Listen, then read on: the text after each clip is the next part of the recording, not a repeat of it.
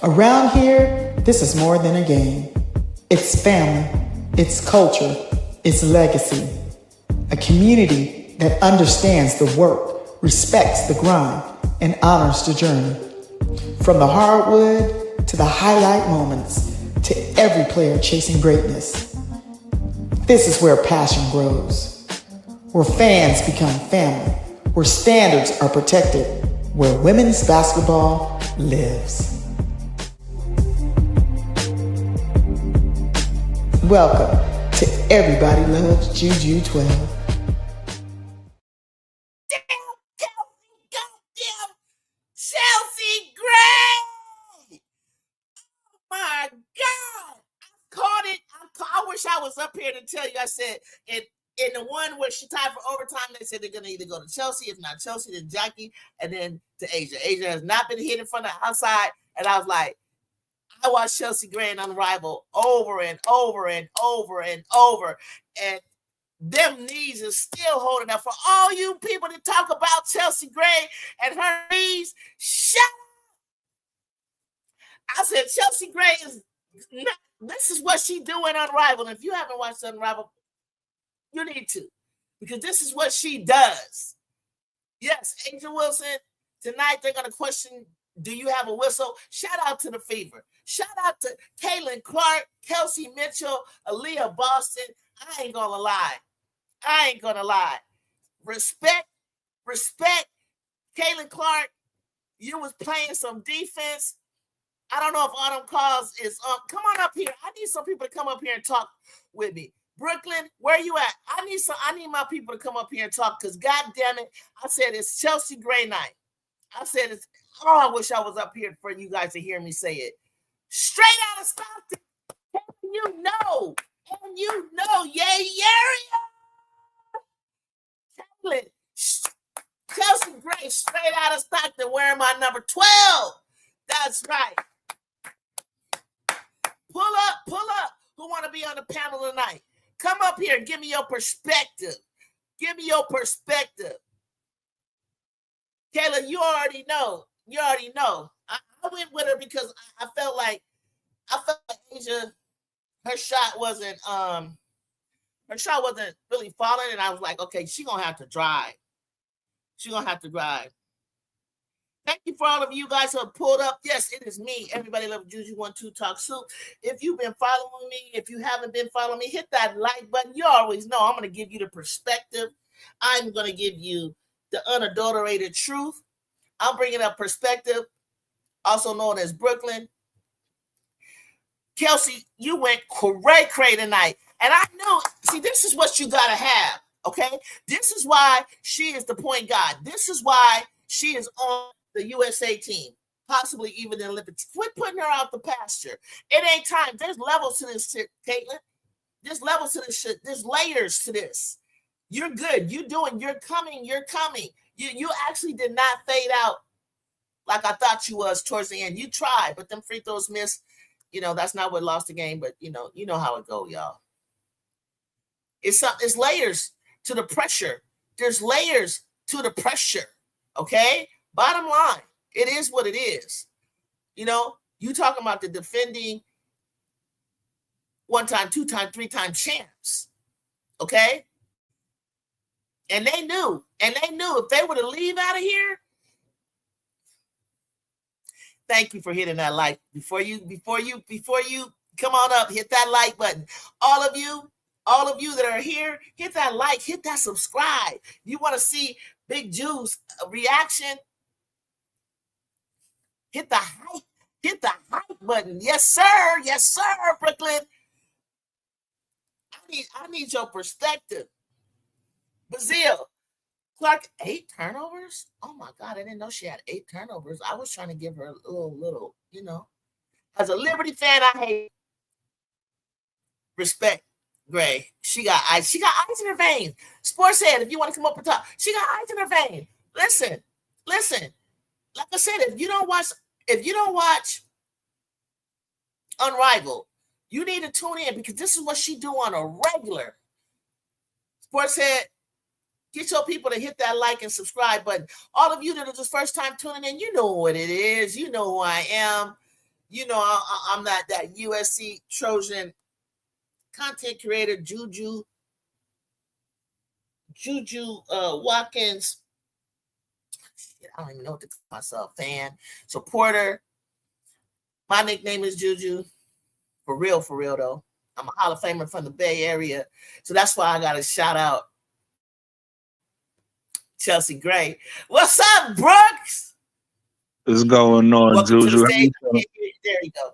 Welcome to the stage. Everybody, welcome Perspective with BK80s. You see it. What's going on? You. I'm doing great. How you feeling? I'm excited. I tuned into this, and I was like,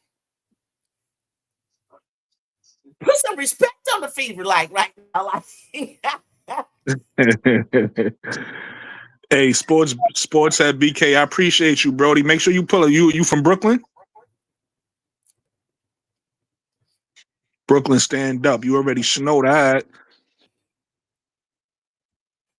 80s, I rock with your channel as well. You rock with me too, right, Sports Head? Dre got a collab and def hit like for Juju. Thank you for his. Miss D, you see that? You can't stay long, but I have to show the Clarky channel. You gotta, let me tell you something. I ain't gonna lie. All I said, they are giving the Clark channels food for fodder.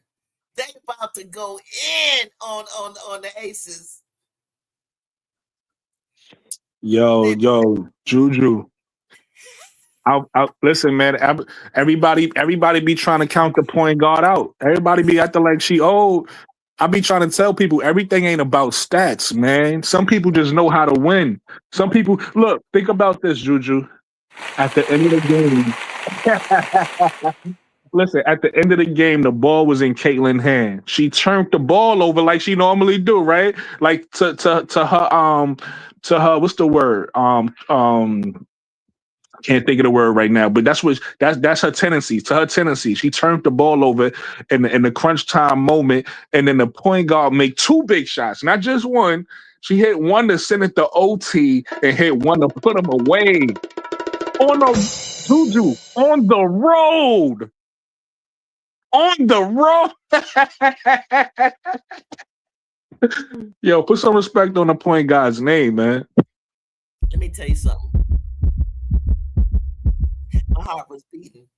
And I was like, why am I not going up? I need to go up. But I'm watching. And I'm like, they're going to see a huge reaction out of me. So I was on the phone with Jay to be in the chat. And I was like, Jay, it's going to Chelsea Gray. Like, Jay will tell you, I was like, it's going to Chelsea Gray. And then if not, Jackie. Yeah, even Jackie, one or the other. You know, they big shot makers. But I'll be honest with you. I told her that I'm not sure. It was 4.8. And I'm like, well, Chelsea needs time to create, right? You think just like me. That's what I was thinking. I thought she was going to have to create it and dribble. And that's not enough time. I never thought that she would go off the ball to get it. And Aaliyah did a great stop. She delayed it. Jackie hustled and got it and sprayed it out to her. Thank God she did. And the point guard was like, I got to knock it down. And if anybody's going to knock it down, it's the point guard. Yeah. Yeah, you think just like me to say your same thought process is what I said, because I don't know if you caught this, right? When they flashed to the bench, I laughed because Jackie Young, when she sat down, she put her, you know, when you be at the free throw, when you kind of go through your shooting motion, she sat down and did that. So I'm like, oh, I said it's already in Jackie Young's mind. She want to take this shot. So then she tied her shoes or whatever. But in my mind, I was like, wait. I said, they got the point guard over there too. She might take it. But to your point, I was like, I think Jackie Young needs to dribble. She needs to like put it down. I felt like I said point guard has to create and dribble, get it open space. And exactly. I said Jackie needs to catch and she'll dribble, but she's gonna do the side. She's gonna do the side. Yeah, and go right up into the shot. So I'm thinking Jackie Young is gonna get it.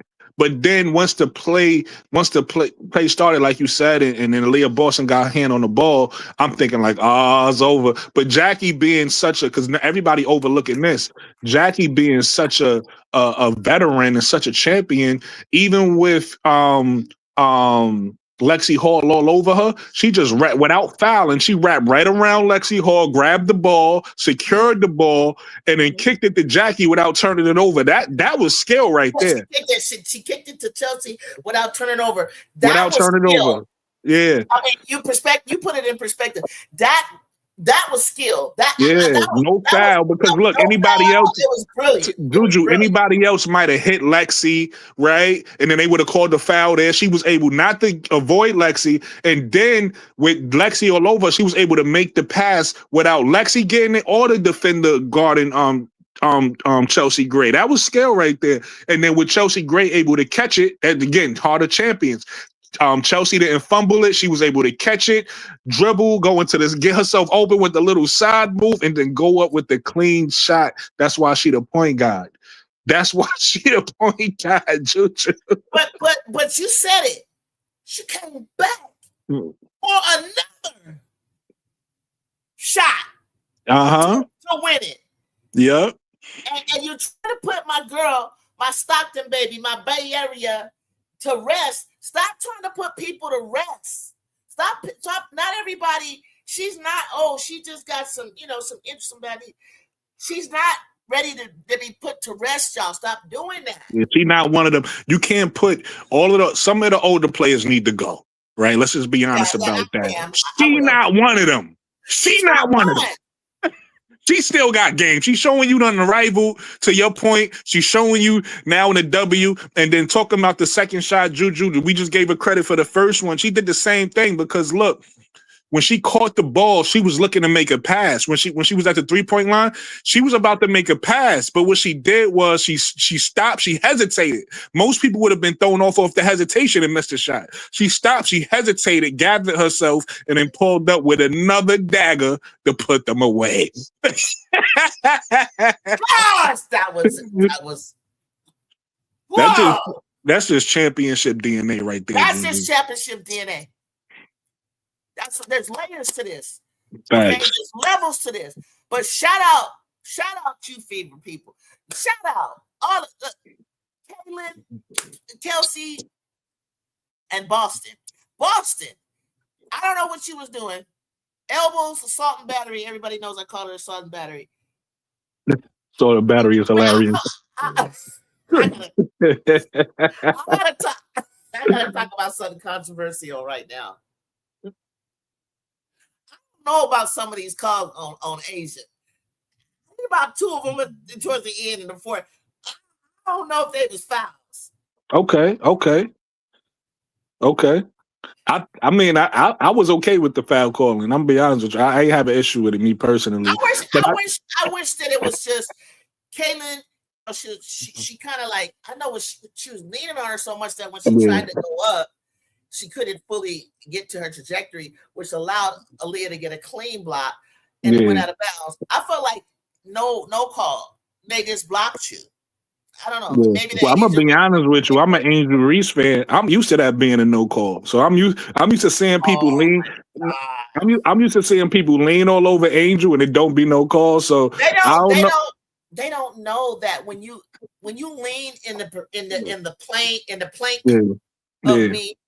And they would do that to Kiki, my Kikiola, Kiki Harrison. And I said, Kiki, you have to power through that.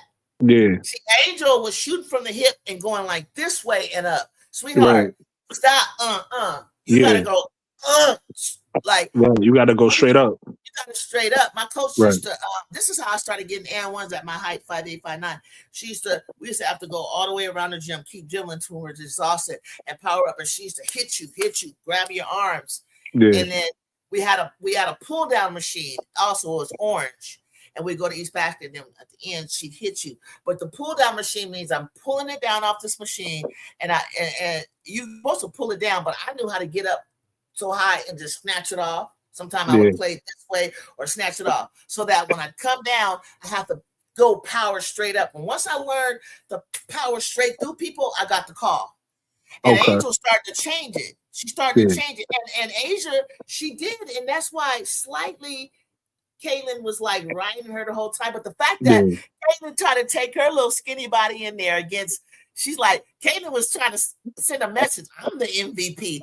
And Asia was like, you ain't no MVP. But Asia was like, but Caitlin was like, I'm here and I'm going to hang on you like a goddamn 2-year-old. I'm going to, you know how 2-year-olds jump on you, you got to get them off and you run it. She was like, they was doubling big time Asia. Like, this is how you gotta guard the MVP. Yeah. You But listen, slide with the guard and you bring, but it's supposed to be, this is how it's supposed to be. I would have done it. It's supposed to be, because I used to do it at my center. It's supposed to be Boston slow her up and let me come from the help side. They're doing it. Exactly. But listen, you being too nice to me, Juju. I want to you talking about the basketball of it. I want to talk about how Indiana went out there and missed all those free throws in crunch time. Oh my God. That's what I want to talk about. How y'all just gave the game away at the line like that? How are you the MVP? See, listen, MVP is mental toughness. And when you got to the line, Caitlin, how did you miss? Missed 2 in a row. I thought she was gonna miss one. How did you do that? And then Kelsey missed 2 down the stretch too. She missed the one before Caitlin missed her 2, and then after they was in overtime, she split at the line again. She split at the line, so it was like those come back to haunt you, especially when you got the point guard out there ready to knock down daggers. Yes. Look, the chat said they let some things go that needed to be called. My friend Kayla, she's from the Bay like me. She's an actual referee, official, and she said that they did let some things that needed to be called, some things that should have been passed on. And I would agree with that. And I'm just trying to be impartial right here. And then Brazil said Asia was like, sit your $5 ass down before I make changes. That what Asia said, Brazil? Yeah. And then Real Money said, we couldn't get 4 points from Lexi. Oh my God, Lexi Hall, what are you doing? Asia said, Asia was like, you said that. And then Miss D said, that's true, Brooklyn. The last play was bad. They had possession up 1 and CC turning the ball over. Ooh, God. Yeah, that's what I was going to say. We talked about that. Miss D wasn't. She probably didn't hear that part. We talked about that. How do you free money? Yeah, free money, man. When you get to that line and you leave in space and you know that there's any space on the clock. And if you've ever seen Becky Hammond, who her mentor is damn, that's so sad. What is her mentor again from San Antonio Spurs? Oh, Greg Popovich. When her mentor is Popovich, the mastermind of calling timeout and drawing up inbound plays, right? Or drawing up plays. Why would you leave? You don't leave nothing on the clock for them. You just don't. Yeah, absolutely. Go ahead. Candace Parker actually called it on the broadcast. She said that she said this is what Becky Hammond do. She said if I was Stephanie White, I would foul, send them straight to the line. Don't even let them get a 3 up. And Stephanie White didn't foul, and they got a 3 up. That's what my friend said on the phone. You need to foul. Jay said you need to foul because you don't let Becky Hammond draw shit up on you. Yeah. You don't. You just don't. I've seen it over and over and over. And she did say this was her specialty. That's drawing up plays. Yeah. Yeah, and that's where I watched her mentor do for years. Yeah. MDT. Here's a link, but you know that, right? Thank you for telling me what Candace said because she has that perspective. Absolutely. From the viewpoint of being on the Ace, she told you, and we said it. Like, Stephanie, don't let that woman draw nothing up. And it was 4.8. I'm like, that's a lot of time. Yeah. Hey, Rude Boy, what's happening, Rude Boy? Hit that like button and subscribe. If y'all haven't done it already, hit that hype button. Please hit the like. Come on in. I hit my goal of 800. I'm trying to get to 1,000. And a lot of you are I'm going to do 900. But my goal is 1,000. And a lot of you have been returning back just probably to see my reaction. And Brooklyn, thank you for tuning in. Absolutely. love every respect. Congratulations on your 800. You're gonna be at Yeah, 1,000 in no time. oh, I would love it. I would love it. Yeah, It's you're gonna fun. be at 1,000 in no time. It's fun. Absolutely. Miss D said, right, Juju in Brooklyn. You foul because your defense is weak and it might them score on the line. Like, let them score on the line, not for the win. Yeah. So, Brooke. Okay, so your theory is that Chelsea wasn't designed for her to take the shot, but why not? Like, why do you think that wasn't the design? Welcome to the stage, MDT. Why do you think that wasn't designed for her? Chelsea was originally for her, the last shot.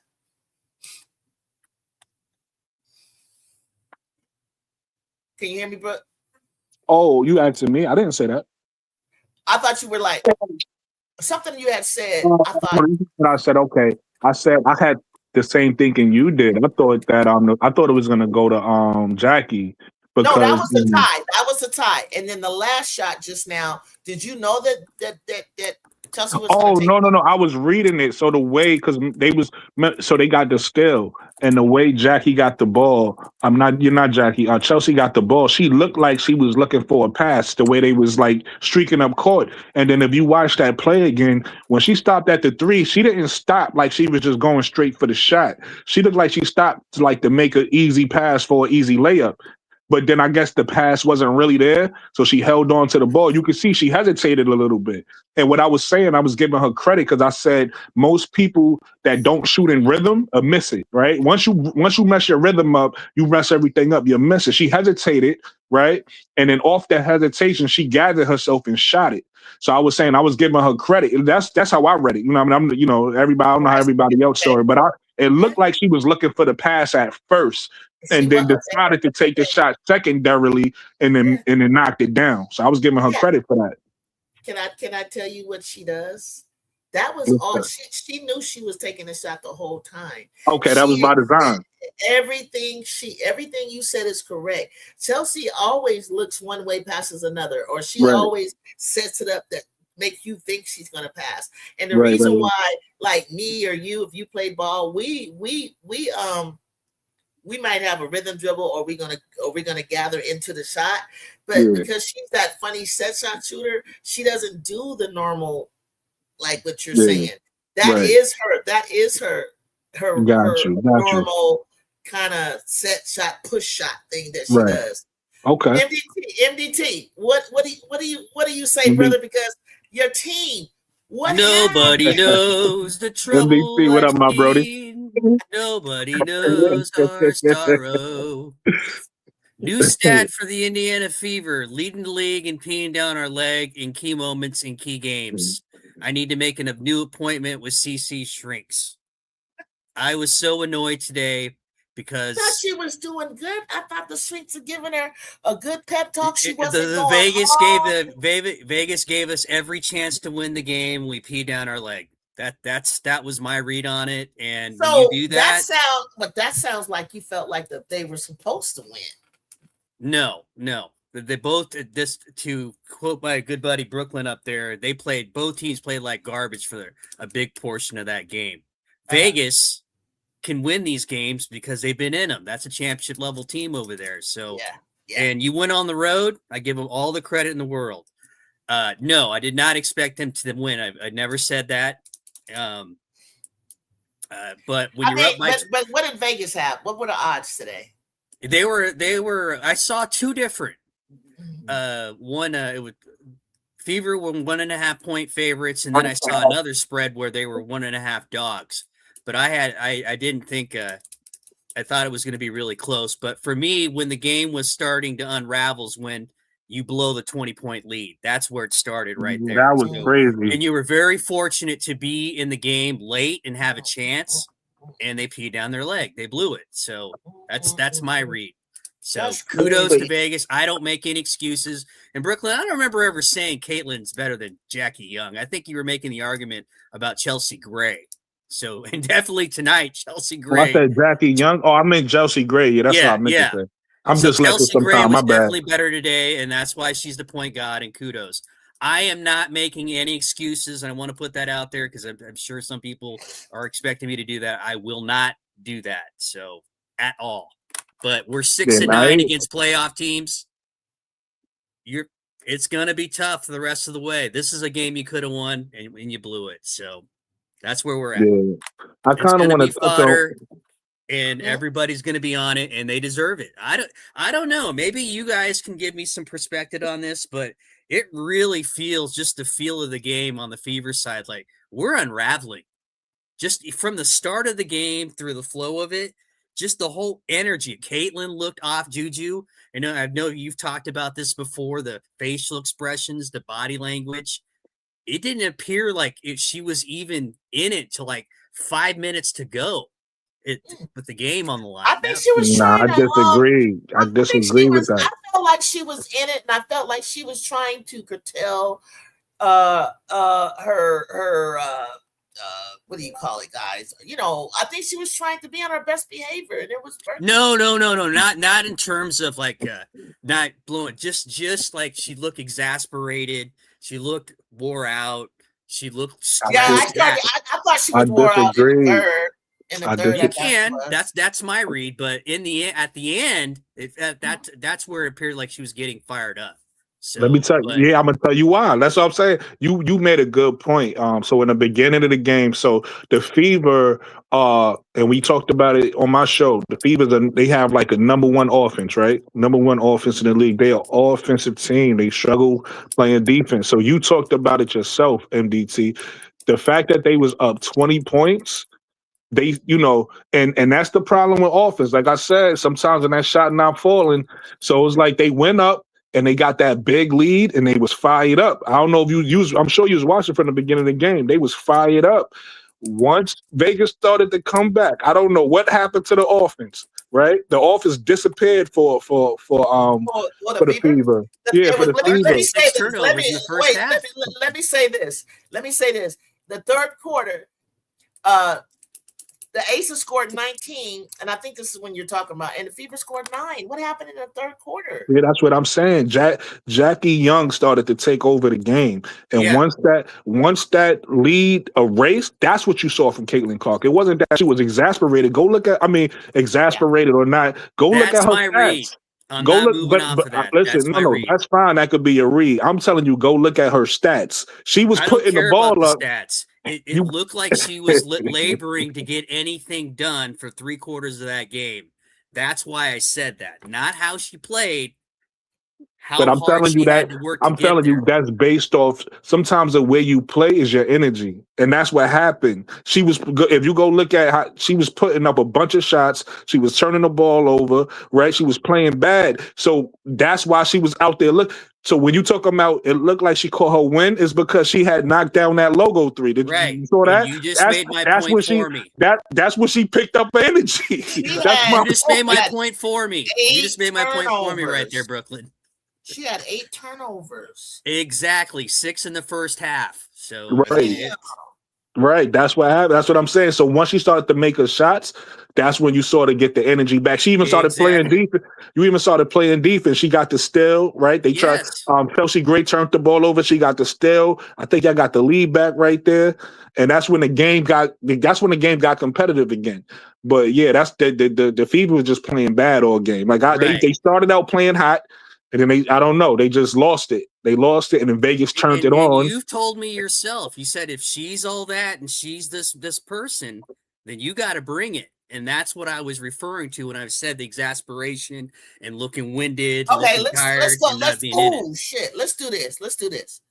When she missed the 2, if she would have made those free throws to put the nail in the coffin, let's say it put the nail in the coffin and it won. What would be your take on her play? I still would have said the same thing, that we were fortunate to get that win, because I've done that before on your show, Juju, and yours, Brooklyn, where, hey, this could have went a number of different ways, and I would have been asking, like, what happened here? I would have. Right. I know a lot of folks won't do that. They'll take the win, and they'll forget about the circumstances. I'm not doing that. So, yeah, I would have said the same thing, and I would have said, man, you that one, you toughed it out. It's a nice win, but man, you really made it hard on yourself. You would have got lucky. Yeah. So I would have said that. I would have said that. You Yeah. guys know that. Yeah, I But agree with Brooklyn, that. did you have to rub it in 30 seconds after the loss? Did you have to do that? Nah, because I remember, as soon as Chelsea Gray, it wasn't even after, it was right after. As soon as It Chelsea was Gray like hit that 5 shot, seconds. He as said to soon as me, he hit yeah. that shot, I was like, you still think she better than Kate? Caitlin better than Oh, her? Like, Brooklyn, you're I be trying to killing me. tell people, bro. I thought you'd give me a little grace, maybe like 5 minutes. First of I could all, be a little petty sometimes. My bad. first of all, the USA team came out. For those of you who may not know about who made it and who didn't, and so on and so forth. Yeah, and I know it's early; it's just the World Cup or whatever, and we got a couple of years down the line before we actually solidify who will be on the team. But I feel like Brooklyn does, and that people are ruling out Chelsea. But let me give you guys my take, my perspective, real quick. Can I ask a question? Yeah. Uh-huh. Okay, so I think I know where this is going to go, so I want to get it out there. So are we going to have the degree of outrage that occurred 2 years ago with the fact that Olivia Miles didn't make this team? Well, no. Well, first of all, and should we? First of all, no, you should not, because this is too early to do that, sweetheart. No, there was no way of knowing at all. You don't judge her off of just the middle of this current season. This team is not based on that. They've been practicing. I don't know if you know this, if you follow us like that. So no, she doesn't just get thrown in, sweetheart. No, she has to, from moving on forward, now she can join some training camps. Okay. Because I just asked that because so that's going to be absolutely not. People are going to get on that. Like no. That wasn't the discussion. Discussion might be, why does Nafisa get to just slide in, and others that could have, like, maybe I'll give you like Alyssa Thomas, or I'll give you who else? I said Kiki. I'll give you somebody like that. So no, absolutely not. So that's not where I was going. I have a whole different take for this tonight. This was not, I don't know if you guys noticed, this was not the discussion on the internet is whether or not Caitlin has earned the right to be in the MVP conversation when she's not technically, in a lot of ways, the best player on her team. They feel that Kelsey Mitchell is. So why would she be considered, even if her numbers are good, 21, this, and that, she's not having an MVP season based on our conversation, MDT, about how the majority of her success and her numbers are lower level tier teams as compared to quality teams. Now tonight she can make an argument because she did well. She had 20 points tonight against a top tier team.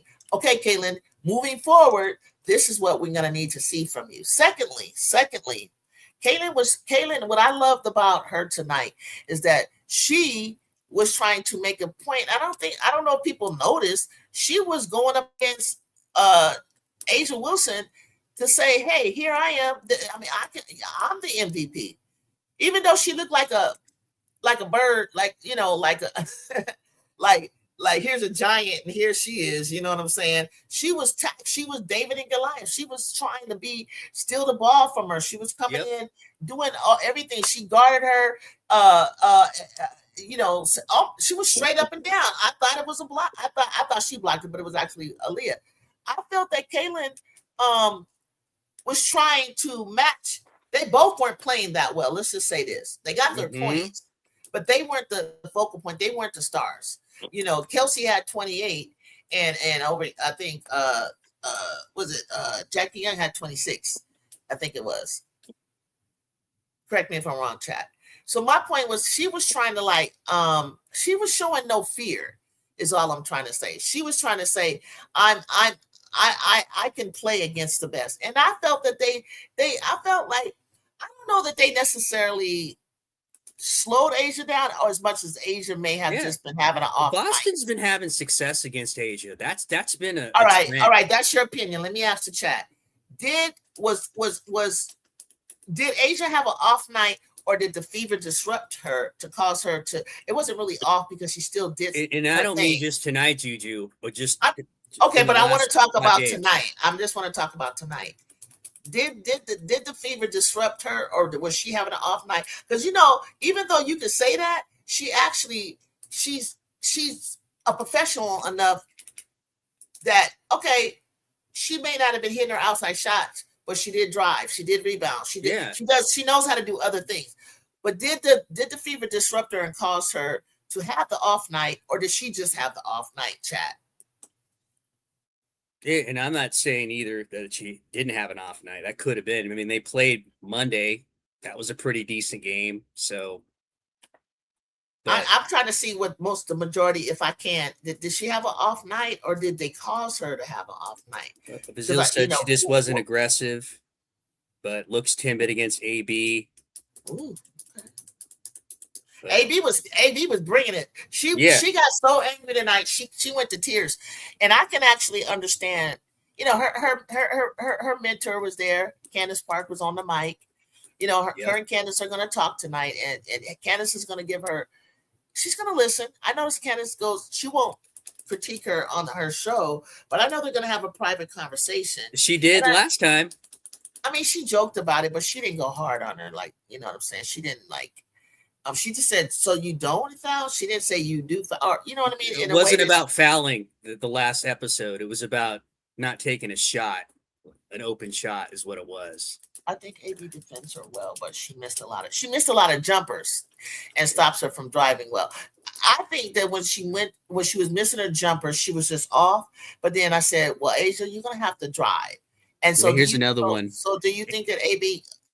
Laser says, I think AB defends her well, but she missed a lot of jumpers. I'm reading it, but forget the jumpers. That's what I'm saying was off. But she went to the drive. Did Aaliyah contain her? Sounds like he said, yeah. He stops her from driving well, though. Brazil's got one for you, Juju. Asia got really aggressive once AB got 4 fouls. Yes, she did. Yes, she did. Yes, she did. Yes, she did. I felt overall this was the best defense I've seen all year from any team on Asia. Finally, and then those whistles looked it made Aaliyah cry. The whistles made her cry because she felt like I don't feel like that AB was being overly aggressive and fouling her like I've seen in the past. And I felt her frustration because she was in all honesty, she was really trying to go straight up. And some of those calls, I'm wondering, like, damn, Asia, do you really got the whistle? Because this is foul. This is bunk. I would have reviewed it too. I would have reviewed that call too. But they said it was on Caitlin. Yeah, this is the one I said. She started driving after Leah got 4 fouls. Is that the one you're talking about? Before that, AB was locking her up. There you go. That's what I'm looking for. Yeah, she's been having success against her in the last 4 games before this. So it's a good matchup. I don't know why that is. It's weird. I don't what do you mean? It's even. It's right there in front of you. Why? They got Caitlin, they got Jackie, and they got Chelsea. They have 3 guards. No. I'm talking between AB and Asia. I don't know why that's a good matchup. Why that is so competitive. Because Aaliyah has been getting good now for the last 2 years. She's been. She first started out on Asia. Asia was cooking her. She was like, I was like, stop being like that's your big sister. And then the next year, she started like battling with Asia. There's a funny comment. She wasn't throwing bows as she normally does. And I felt that she said, okay, well, I'm going to go straight up. I'm going to play her straight up. And I wanted her not to be discouraged because that looked, and she still got the fouls. And I think that's what made her cry. Yeah. They weren't on Asia. I like that. That's a good point, Laser. Thank you. Laser, have you subscribed? Please subscribe because these are good points. Please do. Is this one of your, is this Brooklyn's peeps? Nah, I never seen him before. Shout out the Lasers. Shout out the Laser. Thank you. Subscribe to our channels because I was waiting because I wanted somebody that like. So the fouls that Aaliyah was getting was that when she was trying to guard people driving, like guards and stuff like that. Who was she fouling? It wasn't Asia. Because it felt like I'm not sure I recall who she fouled. Who if they were all on Asia or mostly on Asia. Yeah, I'm not sure. Kayla McBride got up. She be like, but I always, when I'm looking at a Boston and fouling, I'm always looking at the after effects when she's holding up her hands and she's mouthing. She didn't do any of that. She was not overly dramatic today. But I'm always looking for that, so that's why I don't recall any of these. So, and I felt bad for her, like because I felt like she was trying not to. Okay, so Bazile elbows. Oh, she got Jackie. Okay, and here's another one from Laser.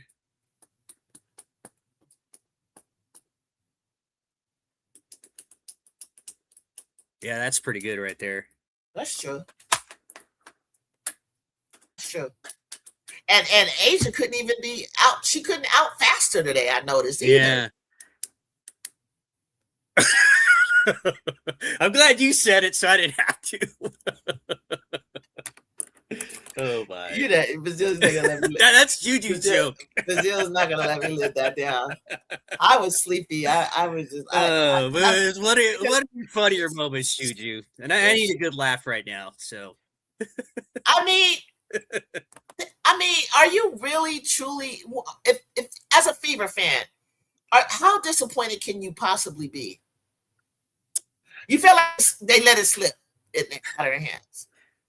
When you have opportunities to win and it's already hard, you gotta take those. And Kelsey misses the free throw. Clark misses 2 in a row. And I would have been up here talking a lot of the same stuff, but that if you want to be a championship team, you got to find ways to win those games. That's why it's disappointing. Yeah. So. All I know is if they have to play in the first round of the playoffs, or what was it, the second round that they faced each other last year, or the first? Yeah, second round semifinals. Oh my gosh!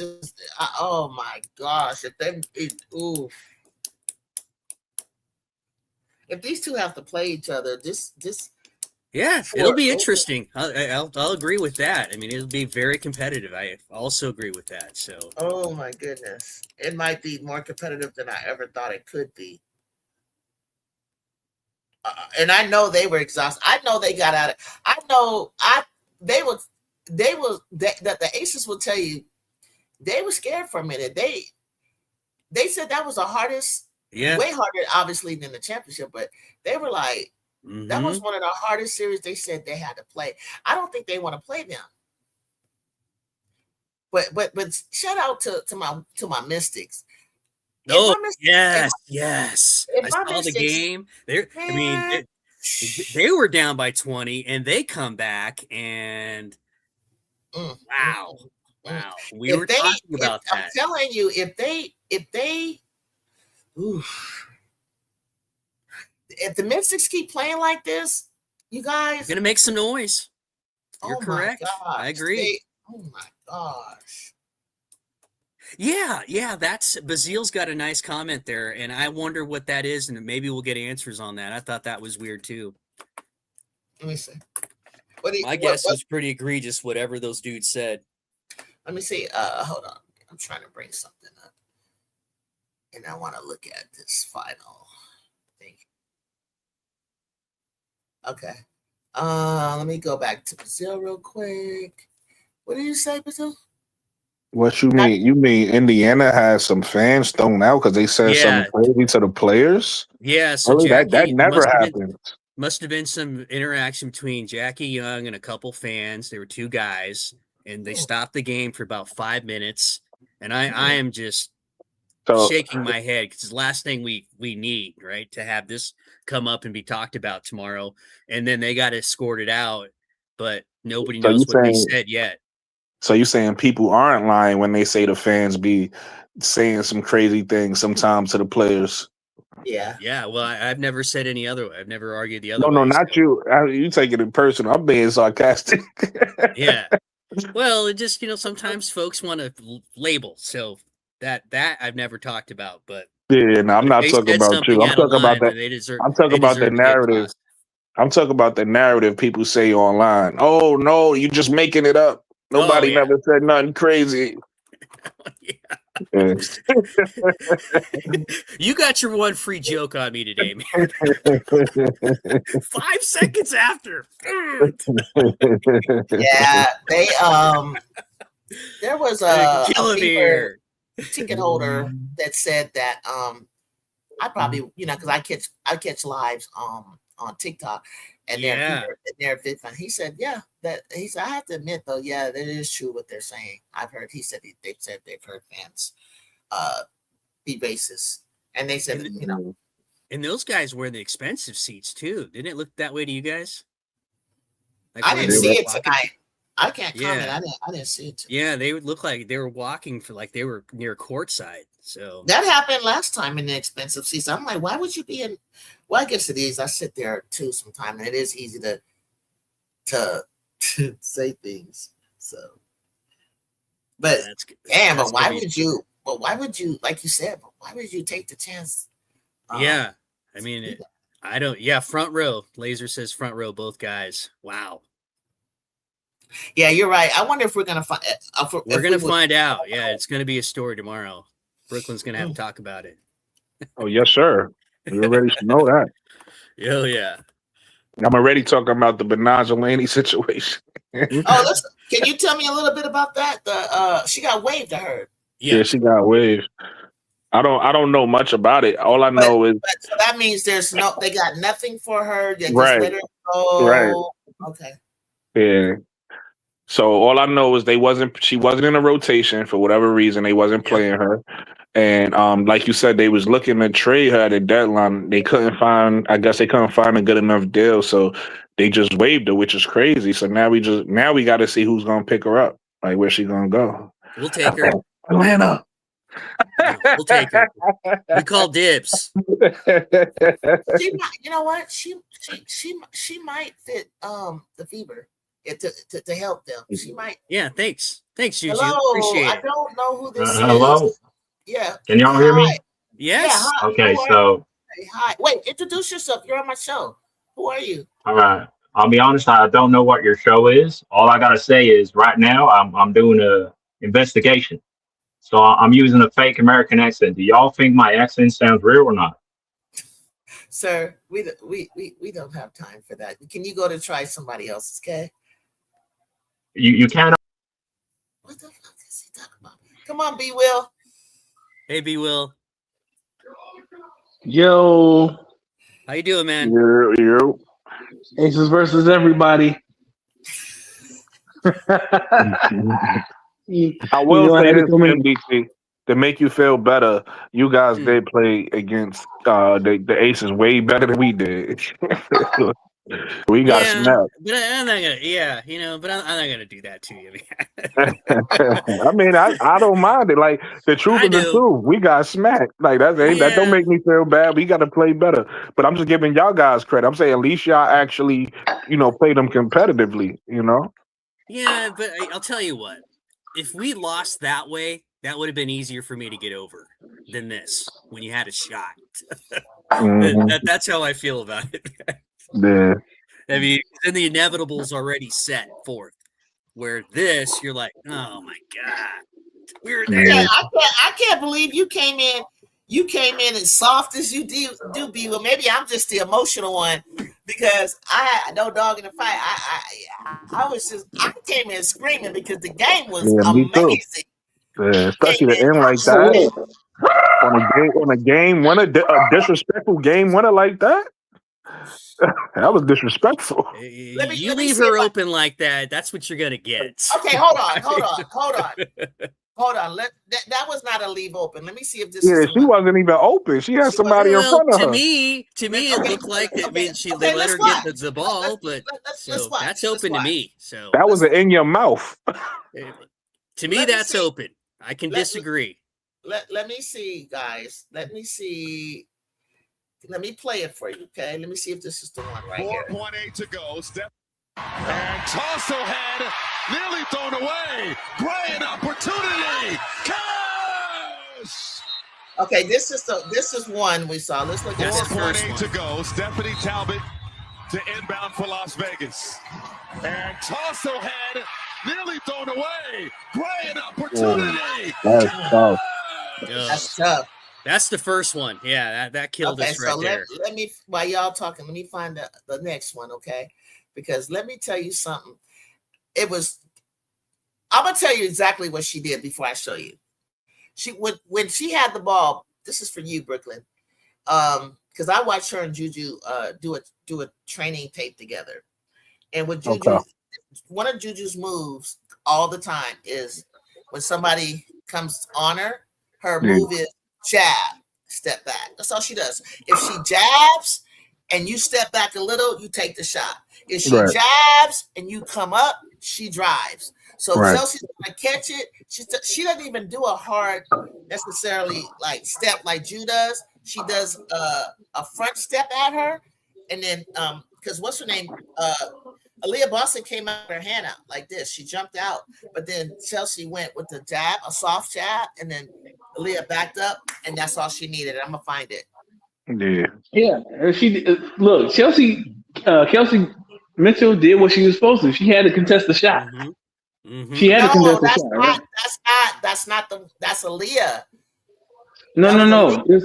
It was Kelsey. It was. All right, which one are you talking about? You talking about the last one? You talking about the one that's sending it to overtime, or the one that won? The one that won. Oh, okay. My bad. Yeah, we saw that one because that was that was lucky because Brooklyn broke that one down when he said that the ball got tipped by Leah Boston. It did. Jackie ran after Lexi was trying to. She didn't even touch Lexi. She got around Lexi somehow to grab it and throw it over. It looked like Lexi didn't even know it was there. The cold was, I think you said Kelsey came out at Chelsea, but it was cold because Kelsey went one way and it was a guess that she went left instead of right. It was a split second that she made her misstep as to which direction she was gonna go. That was cold. That was cold. Yeah.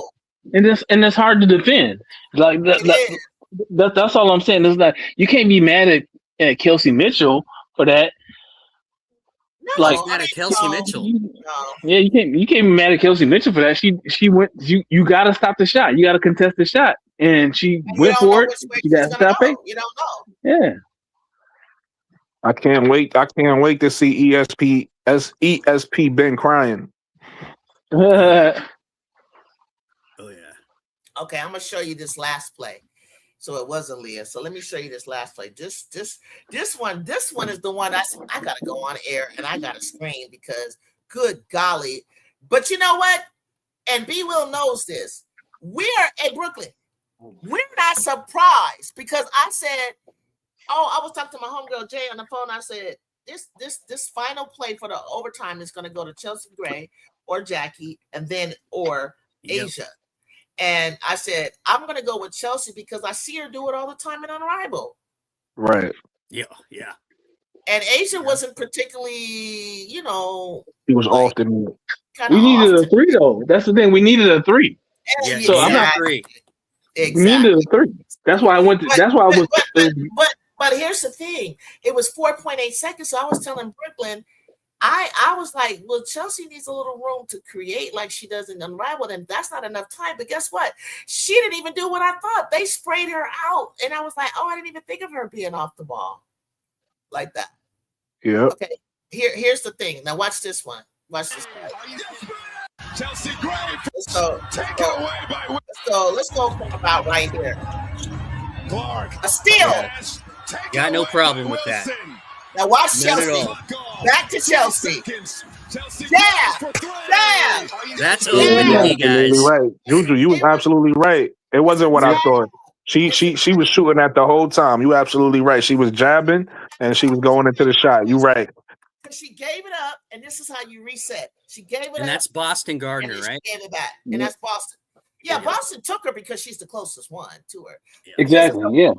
First of all, this is what I don't know, NDT, because you've been talking, but before I came up, thank you, Jay. Jay said you sure did. I did. He said I was on the phone with Jay, and I said Chelsea's gonna take this. But the thing is, The Fever fans, you know how MDT, they find excuses, right? So I'm gonna show you something that they're saying Everybody right except now. me. Well, okay, I'm not gonna have to keep saying that to you because nobody knows you're a Fever fan. But listen, the way I talk, I'm surprised they do know. They don't know. But listen. I'm gonna show you something that they're complaining about, and I want my chat peep to tell me.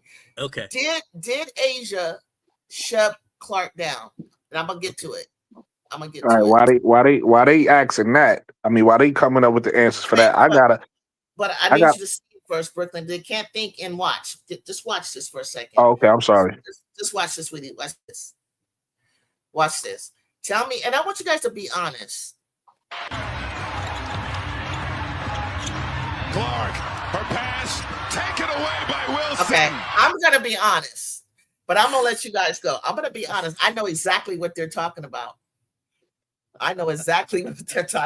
Okay, no, her arm was up. Okay, that's what Brazil saw, and I know why Brazil's doing that because that's what most people look at. Okay, Asia shoved her, but you can't call that. Shoved her with what, Laser? Be specific, as I am. Go ahead, B. Will. You got one. Hey, you got listen, that's it. Listen, you can say she shoved her, but they were both going for the ball. It was a loose ball at that point. They both going for the ball. Asia didn't extend. She fought. No, I didn't see no forearm sports. I didn't see. Yeah, she fought Caitlin off, but she didn't extend. This is what she did. Can you run that back again, Juju? I'm going to show you because I'm going to tell you because I play ball. I'm going to tell you exactly how she did it, and I don't know that this is illegal. So let's go back. Right here. Ready? Okay. Yeah. Go. Clark. Right there. That's okay. By Wilson. Okay. Now, B. Will. That's not a loose ball. She has the ball. Now, can she do this legally? Which she does. Let's go back. By Wilson. Clark. Her pass. Taken away. Let me go back a little bit further. Clark. Boom. No, she doesn't have the ball. So what she doesn't have the ball. What? No, she doesn't have the ball. So what she does is the ball's up in the air. She bumps her with her body like to get the ball. That's what they're talking about. It's not a forearm. It's not hands touching her. It's just her body. It's just two people going for the ball. But going for the ball. Yeah, but can she, do a little extra? And I think she does. Wilson. But is that illegal? I don't know. It looked clean to me. Put it this way. Put it this way, Juju. Right there, boom. Put it this way. If they had called that a foul on Asia, I would not be mad. But the fact that they didn't call it, I'm not mad either. And if I was a Fever fan, I wouldn't be mad either because they just going for the ball. They going for the ball. To me, that looked clean, but I gotta see. In order for me to change my mind, I gotta see it closer. But it looked clean to me. Other angles and Juju, there are two refs right there, one in the back and one looking right at the play to the right of where they were. Now, I will say something that I ain't gonna say it made me mad because I don't be caring, but something I noticed during the game. I don't know if MDT want me to say it. No, go ahead. I noticed. I forgot who was shooting. It was either Chelsea Gray or Jackie Young. But Caitlin Clark did one of them closeouts that if somebody closed out to her, she would have been mad that the ref ain't make the call. And she did that. She jumped out the contest and she landed right in the. I think it might have been Jackie Young. She landed right in the person's landing space, and the refs ain't called nothing. I noticed that. I ain't care. I was just like another missed call. I'll tell you what I think about that. I never complain about refs. I don't get into that, and so you take it, you get some, and so if she did that. And got away with it, okay. And the slurp will tell you the other way. I'll just say that. But that's kind of what you said is kind of how I took it too. I just noticed it. I was just like, oh, if that was the other way around, they would have either called it or she would have been yelling at the ref. Yeah. I thought this was. In terms of the officiating, I thought this game. They're never going to be perfect, but I thought this game was at least consistent. Yeah, they were at least consistent. With that. It was completely fair. I can't complain about the rest in this game. Nor can I. Nor will I ever. I let You know, Brooklyn do that. I don't complain in I'm general. not even But complaining about the refs, but in every game there's missed calls. Like, Oh, yeah. you of hear what I'm course, saying? Like, I wasn't of even. course. I'm not a fan of neither team, so I ain't really care who won. I mean, respectfully, I'm never rooting for the Fever. Like, that's just what it is. But I ain't have a dog in the race for me to care what the refs did for real. That's what I said. I was So really just trying to. I wasn't looking at this game like, yo, the refs is biased. But like, if every single game I watch, and to be honest with you, I don't know if I told you this, MDT. I might have told you this, but I told other Fever fans this for sure. It's times where the Dream played the Fever, and certain fouls they would call on the Fever. I'm honest. I'd be like, yo, that's not a foul. So it's not like I'm one of those people who watch the game and I'm like, I want all the fouls to go my way. I just notice when fouls are not called. I'll just be like, yo, Yeah. I just know basketball. So when I'm But watching you've these games, also I'll be like, yo, said that that's not a across the foul or board that's a foul. that the refs are bad anyway Oh across yeah, the the league. refs is bad across the team, across the Yeah. bar to every team. That's a fact. But I do notice when calls are missed, like no matter what game I'm watching, I'll be like, yo, that's not a foul or that is a foul. Like, so that's one thing I just noticed as I was watching. I was like, oh, that should have been called right there. Yeah. And I see that too, but I don't get into that. So Look, I'm watching this game right here, the Sparks in Minnesota. I As felt we like there was talking, they just fouled yeah, that Sparks player, and I felt like, okay, come on, you should have called. yeah. As we talking, Olivia Miles just closed out on one of the Sparks play, and it was the same thing. It was one of those reckless closeout. They pick and choose when they call it, though. Like I'm I noticing. think that's subjective. You know, and because I'm never Akani, subscribe to that. hold on, Minty. Akani and Makona is like a no one. If you're not a star or you're not whatever, They just ignore it. and I felt like, okay, and you know, I love me some Olivia Miles, but I'm like, Liv, you can't do that. Like, Yeah, you can't do that. Look, you just know we ain't mad about it, right? We're gonna move it, but you notice that was a foul. Facts. Yeah, go ahead. Just be honest. You just gotta They be didn't honest. call it in this game. It was a play on. She did it. Yeah. The girl shot. They ran down the court, but I noticed that should have been called. But the rest, like I said, they pick and choose.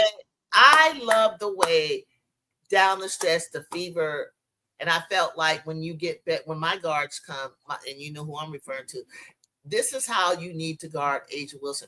You cannot guard Asia Wilson one player. And if you are, the one player who will go toe to toe with her is Aaliyah Boston. Mm-hmm. That's the one down the stretch. And I got another one. I can't wait till Shakira continues to grow. Yeah. Shakira's a nice, beautiful, big body. Okay, and De'Erica Hamby had always played her well. There are players, you know, Nneka will try. Now listen, if you want to stop her, you need to come down with the help like Caitlin did today. You know, that's the juju will come down and help. That's where Hannah Hidalgo is going to come in and try to rip you. You got to bring the help side. You cannot allow that woman to be one-on-one with anyone. And I've been wondering, why don't you guys get down there? You know her moves, and they were slower. She was like a step slower tonight. You know which way she's going to turn and what she's going to go. Slide down low. She's not passing out. What are you looking I will say this. I will say this. I'm an Aces fan. Y'all know it to my core. And my favorite player is Asia Wilson. But at some point, I just got to call it like it is. Aaliyah Boston makes Asia Wilson think twice. She does. And tonight it showed. She does. There it is. And I'm not going to say like that every shot that Asia took was a bad shot. Asia missed a lot of shots that she normally makes, right? Right. Bread and butter Asia Wilson shots she makes. But at some point, you gotta take it to you gotta be willing to take it one-on-one. Like there was a play down the stretch where Asia Wilson had the ball. It was ISO one-on-one with AB, and she passed the ball off. She waited, and then because she waited, her teammates started to close the distance and bring the defense to her because they waiting for her to do something. She didn't do anything, and so they trying to make a cut, trying to make a play, and now she has to give her the ball up, and she ends up turning the ball over. Like, I need Asia Wilson to take AB 101. Like, you the best player on the planet. She does. Ordinarily, she does. You the best player on the planet. I need you to be able to be willing when you got an ISO opportunity, just go for it. Whatever happens, happens. But Always you gotta does, go for it. Bill. It's just one time that I've not seen her do it.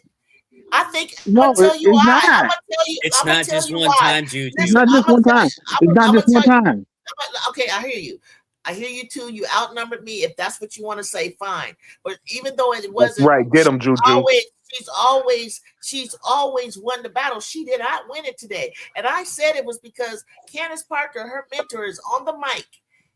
And I'm telling you, she is coaching up. She's coaching AB up. And to the point where it's like, close your mouth, stop being buckwheat, stop elbowing, Hey, move your feet, go straight up like Candace does. Everything she was doing was perfect tonight, and she should have been rewarded. That's right. That's right, She Juju. rewarded the hell out of Asia tonight. That's right. For who cares? Forget what B Will MDT got. That's right. But I say first of one all, thing. No, first of hold on. all, I say first of hold all, on, real quick, because I didn't get a chance to say what I wanted to say go earlier. ahead, bro. I say one thing real quick though, and I agree with everything everybody's saying. This is not in contrast with nobody said, but I do want to give Asia credit for the simple fact that she was not herself all game. Whether that was AB or her, she was not. It did seem like AB was playing good defense on her the whole game, but when it came down to that crunch time, and they needed her to start making her shots. Oh, she went into a different mode, and I'm talking That's about the before levels. AB. That's why I'm it's talking about. Brooklyn. I'm It's talking about different even before. But levels. look, I'm talking about even before AB got in foul trouble because AB eventually got in foul trouble. But she was pulling up, hitting that little midi, and that ball was looking like it wanted to roll out and then roll back in. Sure Because a did. couple shots before that, she had got like a baseline shot over the basket, so she was like missing. She wasn't really making her shots today. But when it came to that crunch time, she found that target. And that's what MVPs do. You don't Yeah. get to the Right. free throw. See, this is what Kaylin was trying to make a point tonight. She was trying to make a case. Not Yeah. only am I as good as Kelsey Gray, I'm also as good as Asia Wilson. And You want she to know was. what's funny?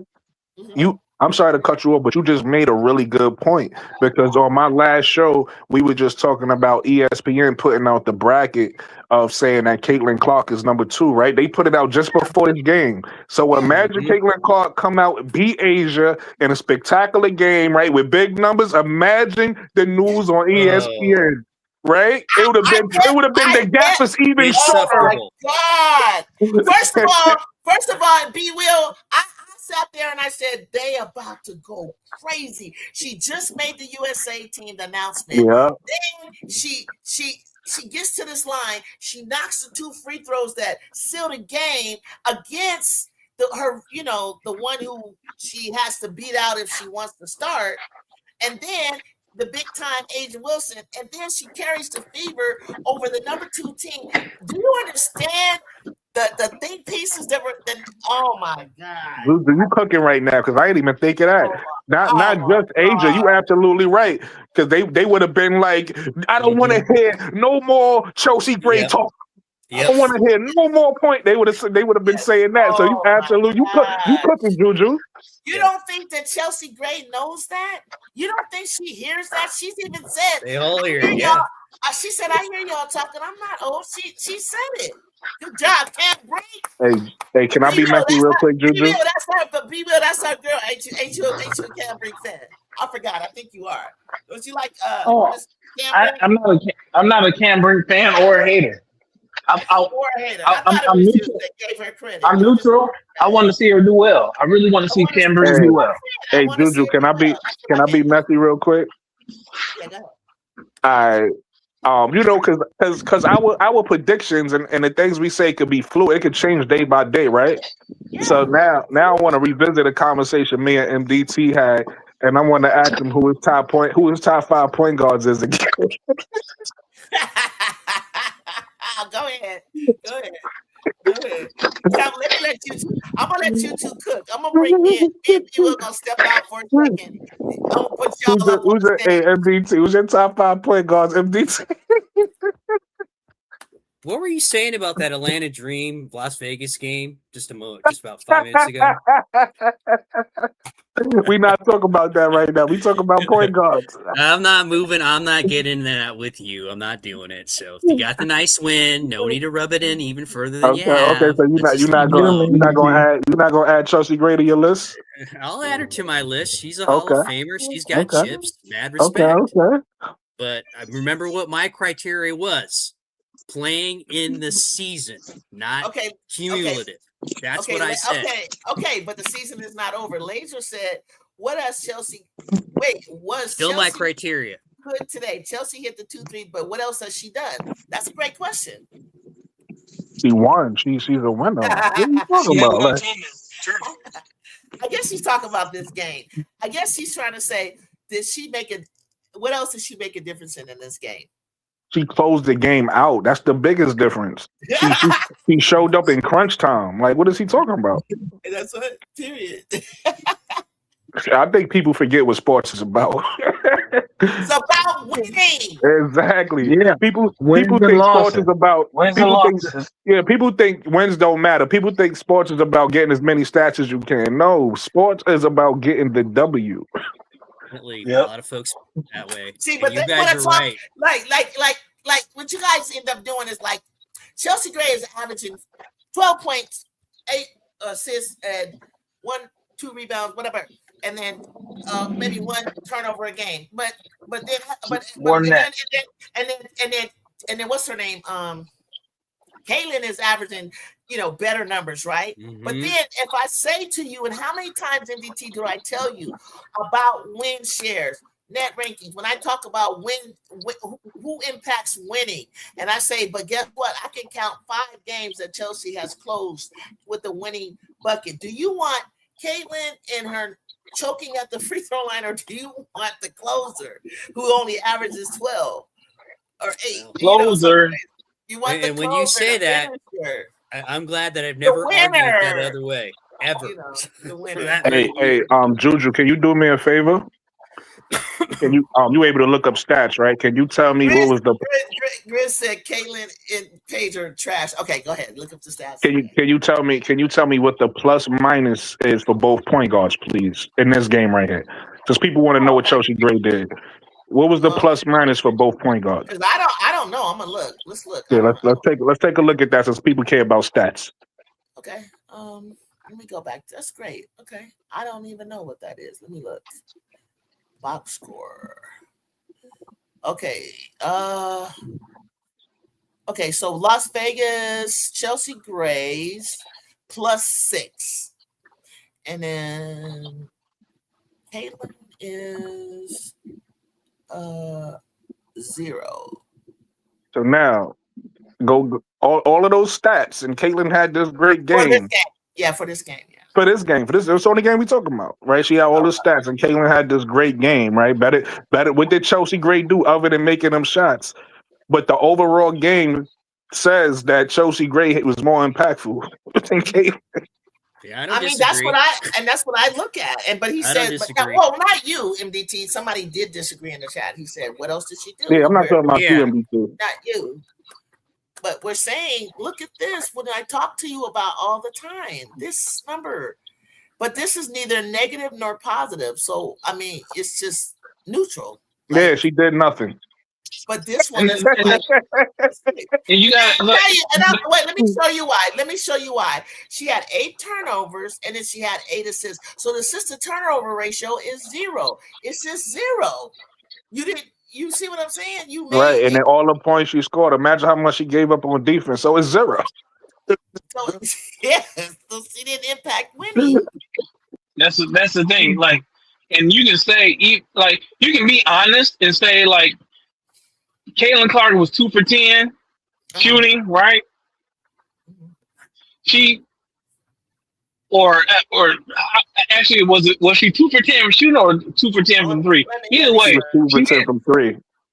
But she hit the 2 3-pointers she hit were clutch. They were in impactful moments. But then she missed 2 2 free throws. And she turned the ball over in clutch time. That wiped everything out. And it wiped everything out. It wipes it out. So it's Yes. like it's like And I'm gonna it's be hard. honest with you. I looked at not the control be well. I looked at her plus minus for the game was over. It was in a negative, so she actually brought it to zero. Mm-hmm. She Yeah, was in it a was. negative. She had a horrible game. She had a horrible game. It ain't like it fell to zero. She brought it up to zero at the end of the game. Yeah, it was. It was. She had a horrible game, man. And like we talked about last night, Brooklyn, like it's okay to be honest about stuff like the good and the bad, but you got to be honest about the good and the bad. Mm-hmm. And Right. And I just when you see it, you gotta speak on it. And gotta it's speak not on it. hating. It's Right. not hating because we all know we basketball fans. Right. I wanna Like be we may clear not. though. Only reason why I brought it up wasn't to talk negatively about her. I brought it up because Yeah, somebody asked a question in the chat. So I'm just telling the truth. They said, "What did facts. Chelsea Gray do?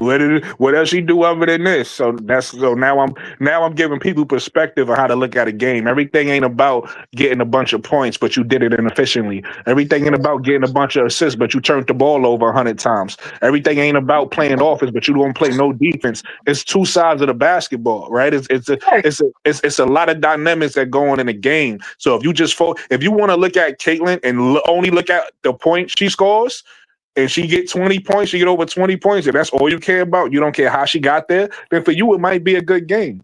But for other people, it's like, no, how about we control the ball? Yeah, I could score this point, but I could also let my teammate, that's also the mark of a point guard. We talked about that yesterday, right? Knowing who needs the ball at what time. Hey, Chelsea Gray could have scored. We know Chelsea Gray could score more, but she plays on a team with Jackie Young and Asia Wilson. So why do I Facts. need to take all the shots when I can get them shots and let them cook? So that's And Brooklyn. also controlling the offense. Everything ain't about points. In Brooklyn, in Brooklyn, in Brooklyn. Don't you know Chelsea Gray had more turnovers than assists tonight, And but then she closed the show. look, to your point, B Will, regardless of how many stats you get, who got the most important one? The win. Right, Right. she closed the Who got the show. most important stat? Like the win. Like let's Exactly. talk about it. So it's like everything ain't about how many points you get, how many assists you get. It's how you got them. Right. And we're not going to remember the 11 points she scored. We're going to remember those two shots, one to send it to overtime and the one to win it. That's what we're going to remember. Facts. To your point. Very good. That's what I'm going to remember. That's unbelievable. And for all people to be a negative, Kelsey Mitchell was a -8. How? Was she did any? And she had 28 points, and so Oh my goodness! just because Yeah. you have 28 points, that doesn't mean anything. If you don't win, it doesn't mean anything if you didn't impact, to get the win. And Jackie Young was amazing. What was it where she closed and she scored like 14 out of the 19 points in the third quarter? Yeah, some crazy. crazy stretch. Yeah, she was the reason that they even was able to come back. Yeah. I don't know what Once Becky she went on. said in the locker room, but she said something, and Jackie heard her. and who was it that was cooking Jewel tonight? Somebody was Caitlin was cooking Jewel Lloyd, Cupid Ciccone, and y'all better fix that girl. And Stephanie Talbot couldn't stop her either. Caitlin was having her way, and you could see it in her. She was like, I want the ball, I want the ball. She was scoring against pretty much them two. Yeah, and Alyssa Smith made some big tough shots as well. I like Alyssa Now, Smith. don't floaters miss in the her. lane. Hey, what happened to Sophie? Where's Sophie and Lexi? Let me see. Well, she just wants to stick to basketball and Sophie doesn't is- understand that you got to be accountable when you open your mouth. Don't do Sophie it. some- Don't do it, MDP. Sophie do it, somewhere MVP. protesting. Yeah. I mean, really. I've seen all of it out there, and folks just miss the point that if you don't have the comments in the ESPN article, we're not here. So it's I've been trying to. I I know the feeling because, like, I try to stay away from something, but I also try to prepare myself to, to give my opinion. Whether and I'll try to tell you here's facts or here's opinion. But if I get caught because the other night, couple of nights now, I've been asked about the transgender topic, or you know, and I got to get prepared because, you know, that might come up and either I'm going to say, you know what, give me a little bit more time on my thoughts on that. Let me do some research. And so, My, but see, that's what they have to do. Now, Caitlin, she danced around it because they asked her about her thoughts on Sophie answering it, and she really didn't give it, and nor did she give her opinion on it. Now, what I don't like with Caitlin a little bit, and I know, and I think she just chalks up. She's like, I'm only 24, and I'm like, well, you're close to your brain being fully developed in one more year. But here's the thing, like, she doesn't go really deep into her. What I'm like, I don't know what kind of education you get in Iowa or whatever, or what your parents talked about at home, but it's like she almost seems detached from like real world conversations, such as the sensitivity, cultural sensitivity things, maybe racism, maybe, you know, politics, or maybe even this whole transgender thing. And she'll give you the patented answers, like about certain things. She doesn't have her own creative, critical thinking thought. And maybe, you know, maybe when she gets older, she will. I don't know. And if she doesn't have a thought or whatever, try not to just answer it, because she said, I know you guys think I'm a robot. Yeah, we do, because that's how you talk. But I did see her flow freely the other day, and I felt like I was actually meeting Caitlin. And I think sometimes when her teammates, if you look at how they're looking at her, they're looking at her like, you don't talk like that in the locker room. That's one thing you're never going to see me do. How you see me is how I am. And I've always been like that. I will never, whenever I've been interviewed or any articles or whenever I was competing, whatever I say is what I'm also going to say when just to you in private, in a locker room. Like, I try to be authentic at all costs as much as I can, you know. And if I feel like I'm not going to say this there, then I'm not going to say it to you as my friend, because I don't want you looking at me like, that ain't what you told me. You know, you're trying to be fake, or, you know, if you're trying to protect your brand, or you're trying to be neutral, I get, you know, you want to be safe, and I get it. Then that's the way you should try to. That's the way you're gonna have to come off answering it. Like, I don't know, I got to think about it. You can't be acting indifferent. You know what I'm saying? Like, to be indifferent is choosing a side, whether you want to think it is or not. You can't like on some of these issues, you cannot be indifferent. Like, it's almost impossible to be indifferent on these issues. You're being a hypocrite right now. How am I being a hypocrite? Because most of the time, and you just did it right here, you did it with me before. When we ask you basketball conversations, you be like, I'm neutral. I ain't gonna pick a side. No. That's not me at all, Brooklyn. That's not me at all, man. You said that about Cam and Brink. She just asked you the question about Cam Brink. And you said, he does answer it like that. I'm neither a Cameron Brink fan nor a Gangster. Like, I'm not a Cameron Brink fan, but I do want to. But that's a different thing. That's Brooklyn. That's me talking about a basketball player. That's not me talking about a social issue. Yeah, I know. I wasn't talking about those. I was just talking about basketball, bro. I wasn't talking about nothing other than basketball. Yeah, I'm talking about Caitlin being waxing indifferent about social issues. You can't be indifferent about racism. Like, indifference about racism is racism.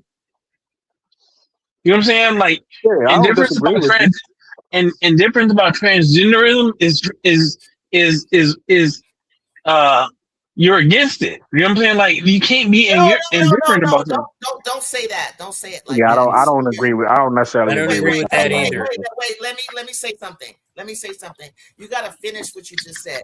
We're not talking whether we're against transgenderism. We're talking about in sports. Please say in sports, because that's none of your business one way or another. And you shouldn't really necessarily, like, if you want to stand up and say, well, I don't agree, it's either a man or a woman, then we start getting into a whole nother conversation. You're right. You know what I mean? So say you're sports, right.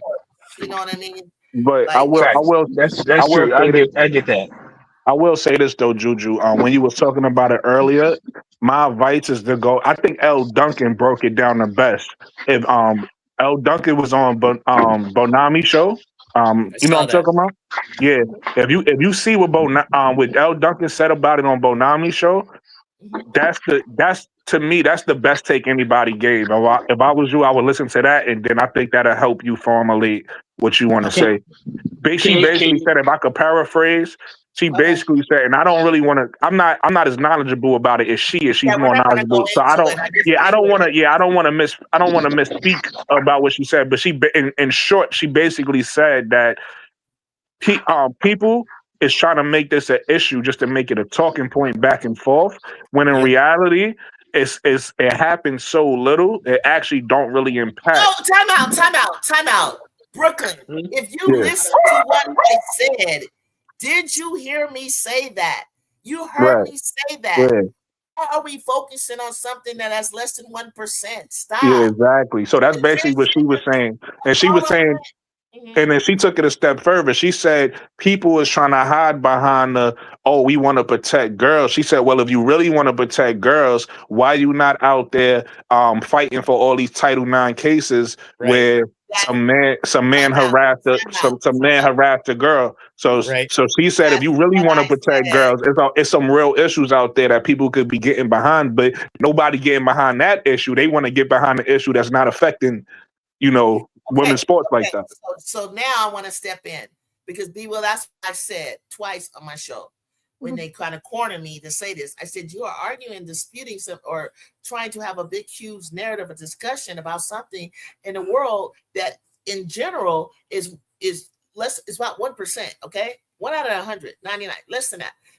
And you're focusing and every transgender is doesn't half of them don't even play sports. So you're talking about every so often will you have this particular issue, but then you don't say anything about this is how really what happens is this is how this is how title and I said this is how Title IX came about. We didn't have equality and opportunities in sports. So Billie Jean King, and I was a little girl, and I was rooting for her, 6 years old, Billie Jean King to win because it was going to open doors. And then later in the 70s, that's when me growing up, I could go play baseball with boys. And it's like, okay, enough of this. Boys, we had co-ed type stuff going on. But then it was like, okay, let's get some leagues for the girls. Yeah, finally. And then about 72 or 76, we get the Title IX thing. But Title IX started and it took a long time and it's still trying to catch up to being equal and equality and things like that. So basically, just like they would try to get us to allow special needs children to play with us, and it's like that's not, they could get hurt. That's not fair. It's a disadvantage. I talk about the reason why, for me, I don't want to I don't want to see my girls compete against a male, even though I played with boys constantly, and men. We play with them. That's not nothing strange, guys. But the thing is there's a disadvantage. Men are stronger, faster, obviously, and it's a safety issue, and it's a disadvantage. It's not competitively balanced. But is it that big much a bigger deal in synchronized swimming? What if he wants to do synchronized swimming? That's a sport. So then what if you want to do table tennis? What if you want to do fencing? What if you want to do sports that doesn't necessarily have to do with fast twitch or have to do with a safety or an advantage, right? Good shot, Sparks. You understand what I'm saying? So that's why I was getting real specific about eligibility and policy and rules. Or do we just want to just rule it out? Just say, anybody watching this? Yeah, we are. But listen, do you just want to just rule it out? But my thing is, it hasn't even happened yet. Why are we discussing it? Make a rule and just let's get over this. Like, chill. Can I ask you a question, Jew? There's levels to this shit. Thank you. That's all I'm saying. Okay, shit, Drew. Can I ask you a question? Uh-huh. And I'm only asking your opinion because I have mine, but I'm asking your opinion because you lived through it, right? Like you are a person who has lived through it. You've been around and in the situation long enough to have lived through all of it and seen it all. My question is, do you feel like there's a difference between transgenders? So And when I say transgender, I'm specifically talking about, since we're talking about women's sports, I'm specifically talking about transgender females. That means males that transition to females, right? So people who were born male with male hormones, etc. I know it's more complicated than that, and so What about it? there's always nuance. But I'll ask you a question if I don't understand. What's your point? Go ahead. my point is, do you think there's a difference between transgender females in team sports versus individual sports? Damn. Because I personally believe it is. And I think the individual sport, if I were running track against a transgender, I think that's not right. I would be pissed because they're most of the time, I would say they're gonna win in the sprints. Like if you're gonna sprint me, right? I don't know necessarily about marathon running or anything like that, because men and women compete in marathon. There's a lot of men that could lose to somebody in a marathon. Right, nuance matters. But I've never met a woman, like Serena said, I've never met a woman that can beat a man in tennis or track. Like, you understand? I don't know that the fastest, we already know who the fastest women are, and they're not faster than men. So that's an individual sport. No, there is a difference. Team sports is something different because it's a skill level. There are others involved, and yes. And that's why I agree. That's why I asked you that question, because I think it is a difference, in because there is a difference. There has to, like, nuance matters, man. Like, nuance matters. And I think nuance of Brazil saying contact versus not, that scares me. Contact versus not. It's just like, why would I allow a heavyweight to fight a featherweight or wrestle the same way? Or boys, you got midget football, and right? You got the different levels. I remember my brothers had to make a weight, right? It's the same thing. Like, be careful. Like, if it's a contact sport, go ahead, Erica. And so I'm gonna tell you the reason I asked that question and I posed it that way is because I think that there is a difference between team sports and individual sports, and I believe that is because of that, like, is way more nuanced than yes or no. That's what I tried to tell everybody, B. Will. It's not just black or white, y'all. It's not black or white. It's not black or white. It's about fairness. If I'm truly trying to be fair and I want to make it fair and like allow it, I'm not afraid of it, because I don't think that just because, like, my friend was like, well, automatically, if you're a man, you have the edge. Not all the fucking time, because a lot of it has to deal with skill. Oh my, nice win. Come on, Juju, to the Sparks. Come on, Juju, to the Sparks. You ain't going to the Sparks. You ain't going to the Sparks. Juju to the Sparks. So y'all keep trying to tell me something. I haven't yet have you guys come back to me, and I'm waiting, and it's okay if you do. You guys have not come back not once when I say stuff to say, Ju, you wasn't right about that. Hey, Juju, Juju. Right about the Trojans winning it all, because my number one MVP went down, and I'm still calling it that we're winning it all. I know that's going to be like, ooh, Ju, that's a lot. I don't care. Hey, Juju, speak it into existence, Juju. Speak it into existence. That's all I'm trying to do. They don't know enough about it to weigh in. I have to leave I'm that trying one alone. to speak Juju into an existence. If not, she can go to where my legendary Trojans made their name with a four-time Houston Comet. If she want to go there, okay, that's cool too. But in the meantime, my prediction is she's not gonna leave. She's gonna stay. But hey, that's on me. That's just me. That's just me talking. That's just me. I'm just talking. And I can't wait for the season to start. Go ahead, Cam, break. Shut them haters up, Cammy. Because you have I'm not gonna say Spencer. But Cam, you know I've been on your head. Talk your shit, Ju. Talk your shit. I've been on Cammy's head because I can be like that. You see her at the beginning of my show. Me and her take a picture together. She's really pretty in person, guys. I just want to tell you that. Y'all got back-to-back picks now. And she is cool. She is. We do. Yeah, that pick. I believe y'all got 6 and 7, right? If I'm not mistaken. Somebody look at Tankathon. I think y'all got back-to-back picks in the draft next year. What? I believe so. If I'm not mistaken. If that is true, then my dreams are starting to line up. Look it up and go to Tankathon, Juju. Let me Make sure I'm not bugging. let me let me ask let me ask this. Let me ask this. Plus 18. Plus 18. Okay, go ahead. Go ahead. Let me ask this. Like I know, so Jude, I know you a Southern Cal person, fan, all that, and in your the best case scenario for you is Juju goes to the Sparks. Just because I want to see her, not because I think that we're just gonna win right out the gate. Unless No. they I'm saying this in terms of like what's really like the real possibilities. For me, Juju has been able to stay in Southern California, right? Yeah, that's what I be thinking. That go ahead. She has been able to stay in Southern California. However, when it comes to entering the WNBA draft, if we assume that Juju is going number 1, then we have to also be real about the fact that the Sparks are probably not going to have the number 1 pick.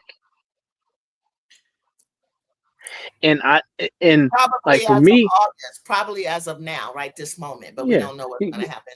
And we don't know what's going to happen. We don't know what kind of moves can be made. That's true. They got 2 picks that they can package together. If you package this and you do that, that's what I'm saying. I'm not saying I get it. I get all that. I get all that. Listen to me. I'm not saying Juju. I'm not talking about the obvious. The obvious doesn't necessarily look like it's going. I'm saying we're gonna do whatever it freaking takes. No, Juju. Listen, B Will is causing confusion. Mute his mic. No, I'm not causing. We speaking it. I'm not causing confusion. I'm saying this. I will be very clear about what I'm saying. I will be very clear about what I'm saying. No, but you're not telling us. You're talking to us like we're 2 years old. No, I'm not. No.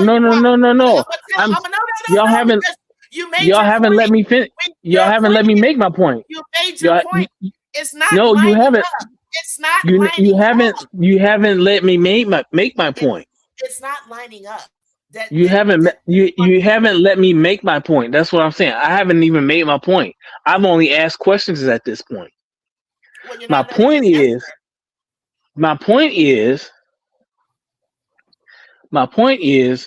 why, for me, and if I look at like what makes people better, is moving out of their comfort zone. So for me, that's your opinion.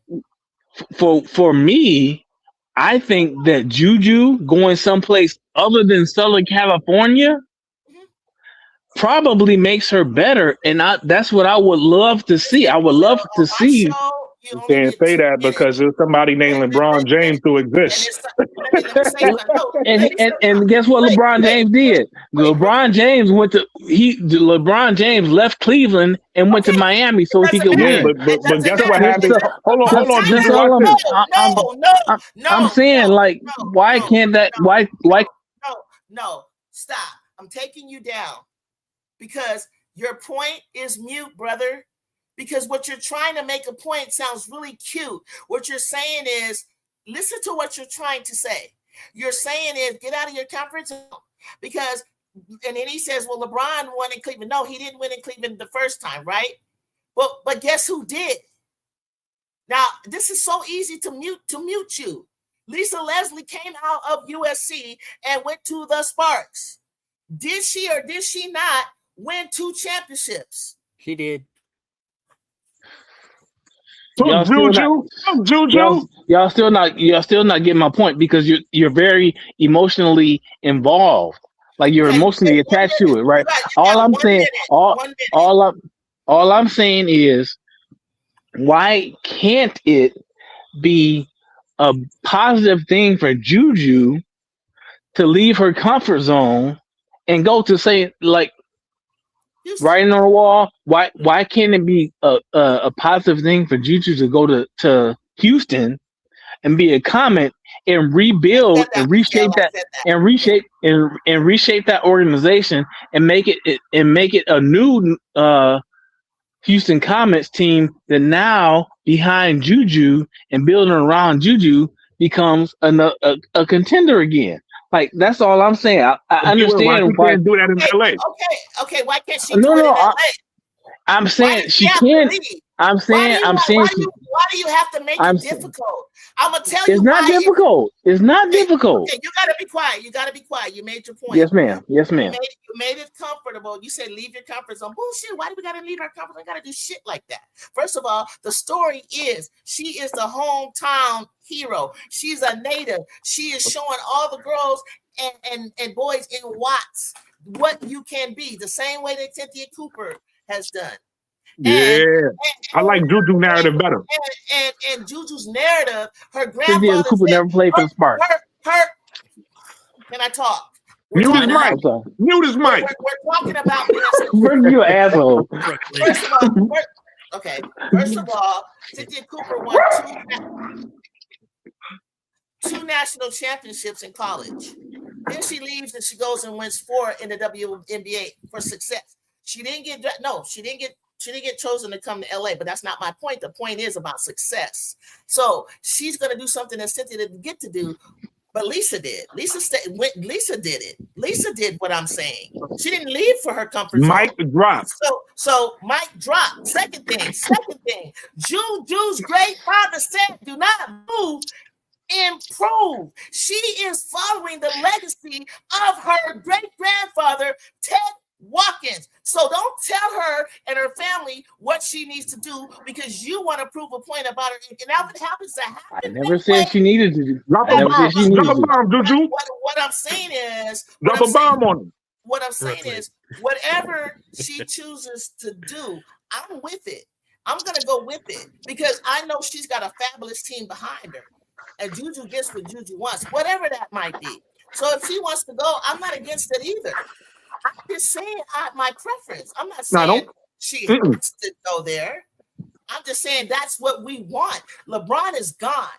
The only big star we have is Osei Otani. Juju is on the mural outside. See, you're not from LA. You don't know, and I'm trying You to help. don't know, be well. So what? Shut up, Brooklyn. So Brooklyn, stir the pot. what I'm trying to explain to you guys is there's only mainly 2 main stations that talk about USC and the show. That's my job to do that. It is CeCe Clay's job on USC. Let's Talk Women's Basketball to break down the analytics and other things that she does. She has a lane and I have a lane. She's credentialed and I'm not. But I'm a community, just like I'm part of the community. Hey, Juju, watch this. That exists out there. So I'm trying, because Brooklyn is being crazy. Brooklyn, Michelle's laughing at you. So I'm trying to land a point that when you want to talk about my team, don't go to other stations other than her. Don't go to other people. Come right here to everybody. Come right here to talk to. And I'm going to tell you what the atmosphere and what is going on here because you don't put a woman on a wall, a absolutely on a wall that only contained Kobe and, absolutely and the Dodgers and O'Shea without knowing something is behind that. But Juju, guess what? You want to know why you had to explain all that? Because B Will not a winner. He don't understand. Ooh. He don't understand what you talking about. You talking that winner talk. Only winners understand what you talking about. Hey, first of all, Brooklyn. First of all, I'm an Aces fan, so I'm a winner by nature.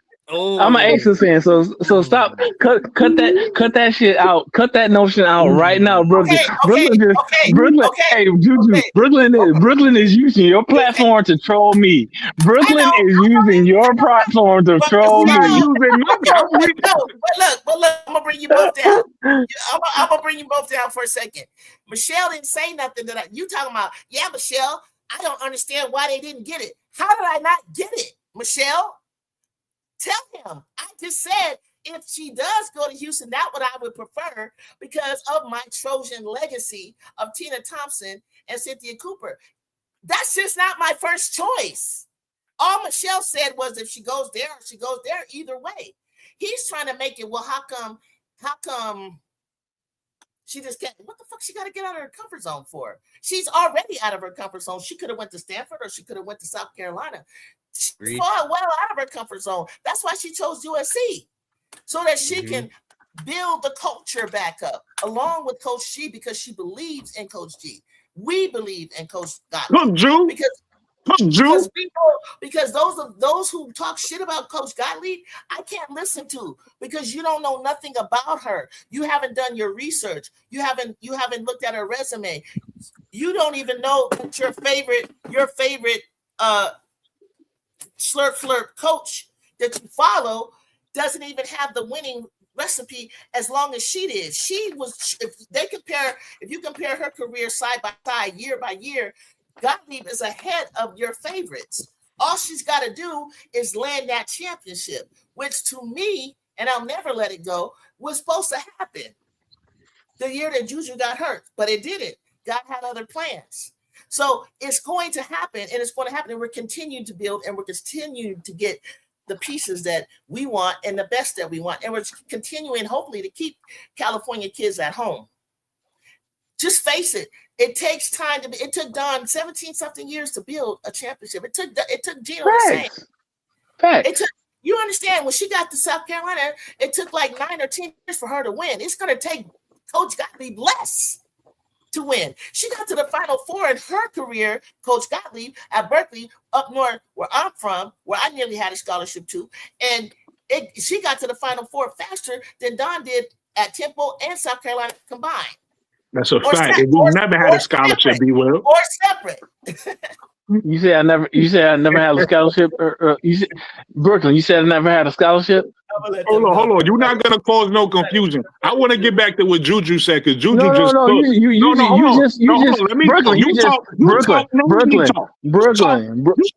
You just said All right. Go ahead.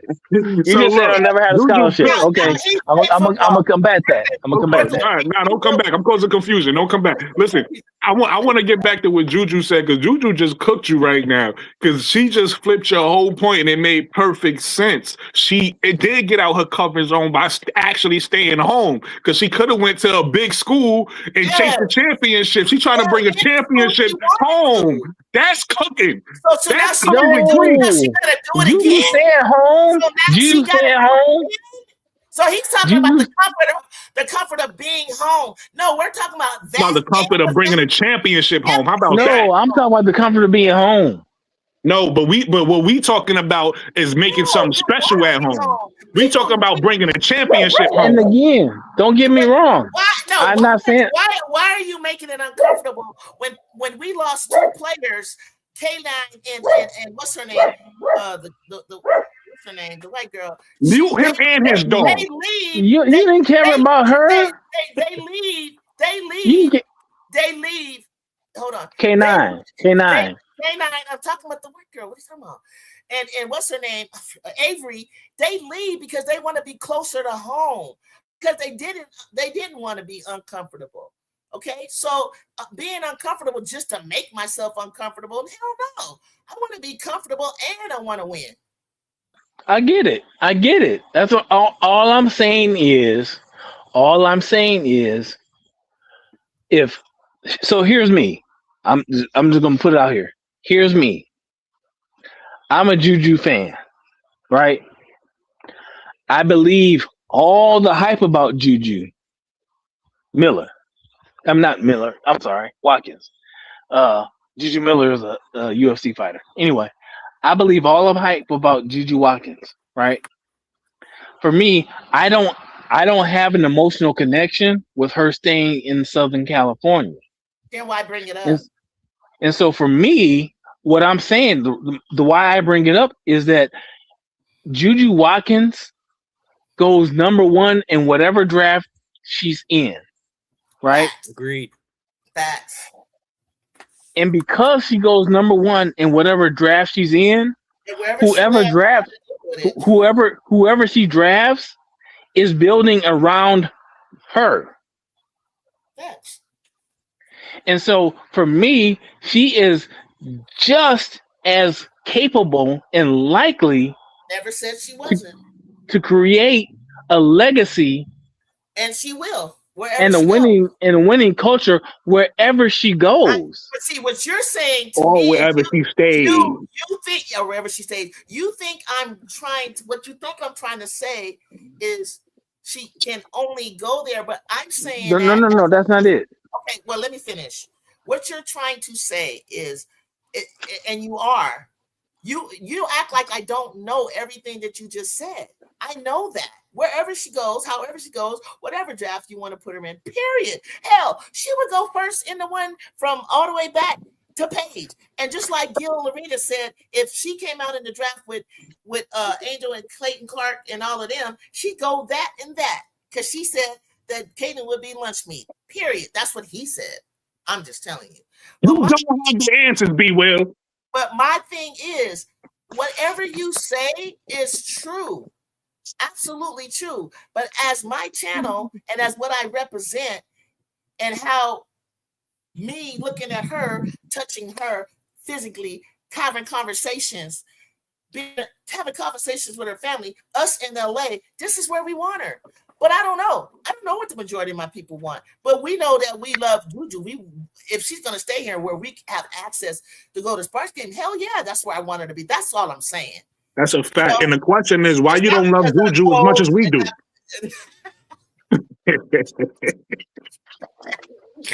Everybody loves it. Word. Everybody love Juju. Why you don't love Juju the same way we do? He says he do, but he be sneak dissing her. He go to other channels to be sneak dissing her. I know he Auntie Juju, I'm just gonna let you know that Brooklyn is using your platform to troll me. I'm not using. I'm with That's her. my brother. I agree. That's my She brother. converted me because the other day I was saying it wasn't gonna happen too, but then I thought about it. I'm like, now I want it to happen. I had to convert him. I'm gonna say this. I'm gonna say this for the same reason I said everything I said about Paige. Like I honestly don't want where I wanted her to be. I had no idea where she could play. I'll bring Paige and because the conversation was about Flage as well. I don't want a system in which my college player gets to dictate where they go in spite of what's going on in the league. You know what I mean? And I understand how people. I understand how people will fight against that narrative. But I'm honestly, I think that what's going on in the that means. I think that You got 10 seconds. Land your plane. You have to land. You only give people 1 minute. You have to land. All right, I'm landing my plane on this. All I'm saying is, I don't want a draft pick dictating where they go. Why not? To the extent that it overrides the overall pace or trajectory of the league, right? I think that's just, again, this is just my personal opinion. This is just my personal opinion. Okay, what does that mean? Trajectory of the only way. Hold on. No, hold on. Let me tell you what it sounds like you said. When you say dictate and where would overwrite that's what the teams do. Change. Wait, hold on. Listen, to change the trajectory of the league, that would mean that she would go to the Aces or Minnesota that are already up here. That would change the trajectory because it would just not be fair. Hold on. Let me explain something to you. Hold your horses, B. Will. This is from me knowing things on the inside. She's not going to go to something that is not where her brand is huge. Her NILs are, but her brands, that woman has like, I don't know, about 20 of them. She got a gang of brands. You can't go tuck her away in some far off icy land of Connecticut. That can't happen. It cannot be some weird, like she don't fit in Portland. That's just not it. It's got to be a big city You understand what I'm saying? It's got to be a LA. It's got to be a New York. Maybe because that's a big franchise and has a background or name. She's not going to go. That's why she has. Thank God, has the option to not to stay or not stay. I guarantee you, if it were determined that the odds are that she's going to go to blah blah blah, I'm not going to say and it's something that her and her team and her manager and her sports and her family and her best interest, everybody with her best interests in mind, Rich Paul, all of them, she's not going to go. Right. Can I say something real quick? Yeah. B Will is moving the goalposts because nobody said that we want Juju to come out and choose where she want to go. All we said was a preference. It'd be nice if it would be LA. If it's not LA, it's not LA. But all we said was the preference is LA. Ain't nobody say we want Juju to come out and decide where she want to go. Stop moving the goalposts, B Will. Nobody said that. I said that. Me, Juju. I said that. And it's just like what everybody does all the time when we sit here. Can I weigh in, Juju? And 1 second. We have fan nights, right? We'll sit down and we like, 1 second. Where do you want our fam to go? Where do you want Olivia Miles to go? We have this conversation. But when it comes to Juju, all of a sudden we can't have the freaking conversation. And I don't know why. Why stuff is you can't have it. B Will is not a winner. I say where I want her to go. And I wasn't even saying it because it's the best organization or it's the best coach or we got to finish building our facility. I'm just saying, I was fine with it coming to USC because we had like 300 fans to 1,000 fans. Then we got 3,000 fans. And now we have 10,000 fans because it doesn't matter where Juju go. I guarantee you, once you see her in person, that's the problem. Anybody, and those of you, including you, B. Will, that tried to tell me that Hannah would win National Player of the Year or that Hannah was better, it's your preference, right? But when you emphatically went against me in the beginning of the season before they started, and everybody swore up and down, and Michelle was around, that she is better than Hannah is better than Juju. You just swore and drowned me, talked over me to the point where I had to start my own show because it's like, what are you guys even talking about? And I was like, you really think that? And then it took away from me being a hater or me not really appreciating Hannah's game when Hannah got game. But I was saying there's no way in hell anybody's gonna draft her above Juju. And I was like, all I can tell you is this, and I'm gonna say this, MDT. And I was the same way. When I heard about her, I was like, I need to go see her play because you guys acting like she's the second coming of Cheryl Miller. And until I saw her play in person, it took me to see her in person for me to say, oh my gosh, she's different. She's really never seen her in person, B. Will. You have to see her play. You have to come in her presence. She's really humble, though, really sweet and humble. But when you see it, you'll believe it. That's all I can say, MDT. Go ahead, MDT. I was just going to weigh in. If she's got options, it's more power to her to exploit those options to determine where she wants to go. Most of the time in these cases, the teams draft the players, not the other way around. But she doesn't have to go out. She doesn't like the situation of what it is. Yeah. She can do whatever she wants to do. More power to her if that's the case. And that's happened in other sports. And I'm sure plenty other players would like to have, hey, I want to go to a more agreeable place, and to say that she shouldn't be allowed to do that. I don't know about that, man. We don't know about that, B-Will. Kobe didn't want to go to the Magic, and I think there was somebody else. Charlotte. Hornets. Was it the Hornets? Yep. Was Kobe the number one draft pick? Westbrook trade. Was Kobe the number one draft pick? Nah, he was a number 10 pick. Huh? Thank you. He was a what? He was a 10 pick. He was not the number one draft pick. Still worked it out where he ended up with the Lakers. That's my point I'm trying to make, is he still worked it out. And then nobody knows how Cooper Flagg got chosen to Dallas. I hear that it was like, how did that happen? We don't even know the inside scoop on that. Frozen envelope. All I'm saying, so just so y'all understand, all I'm saying is, and it's not just about Juju, is how I feel in general, right?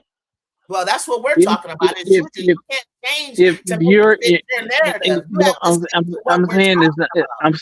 I'm saying it's not my opinion is not isolated to Juju. But that's what So, we're but talking about. So stay I with know, that. but that's what But I'm you saying. Like didn't say nothing about that's Cooper why I want you Flag. all Why? under. Because he white? That's Ooh. no. Stop it. Come on, Brooklyn, come what on, are you Brooklyn. Come on, doing? Brooklyn. Come on. All I'm saying is this. All I'm saying is this.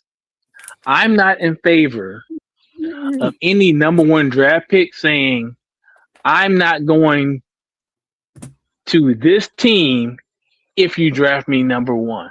Right? I Yeah. think Why? I think Did you know? Do you know that Paige? They thought Paige was doing that because Paige didn't look happy when they said Dallas. Everybody was like, she right. ain't But going but but guess what? Guess what she Paige didn't could have. do? She She could have didn't stayed out. complain. She That's could what have I'm stayed saying. out. But that's what I'm saying. Like Paige didn't do that. So Well, what I'm saying is I didn't say that Juju was going to do that. You did. I know. I'm not talking So why about. are I'm you talking talking about about me. that? I'm talking about me, We not wasn't talking you. about you. We was talking about Where's Juju. the Juju? I'm talking about me, Okay, not well, you stop talking all. about you. Yeah, Stop talking about you. you narcissistic.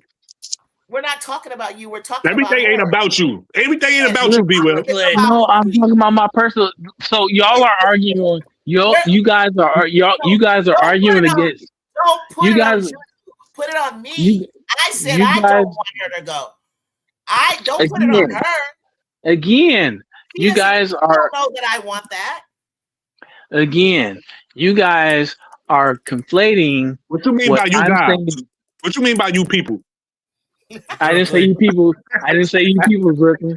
It's me. See, It's like Juju. I me. told you, It's Brooklyn. me. Brooklyn is using your Don't It's get platform to me. troll. started. Stop talking. Brook, Stop talking in hypotheticals. It's it's me. not hypothetical. It's not. I'm It's telling you my. what I want. I'm telling you, argue, debate with me, I not her. understand. I understand what you want, and Debate with me. look, uh, Juju. And I that's okay. understand.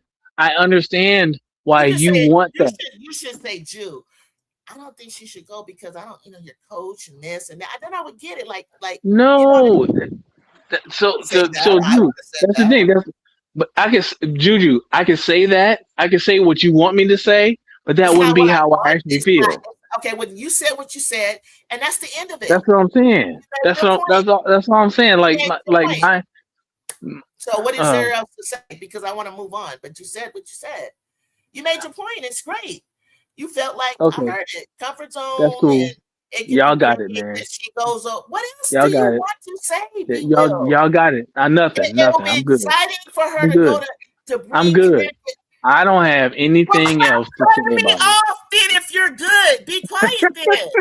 Yeah, You're because good. You said you're it. telling me You said it. you're I telling me know, my point. but you told me that you said, okay, you're done. You know my point. Yep, And you're being I'm fine. facetious and sarcastic. So then be quiet.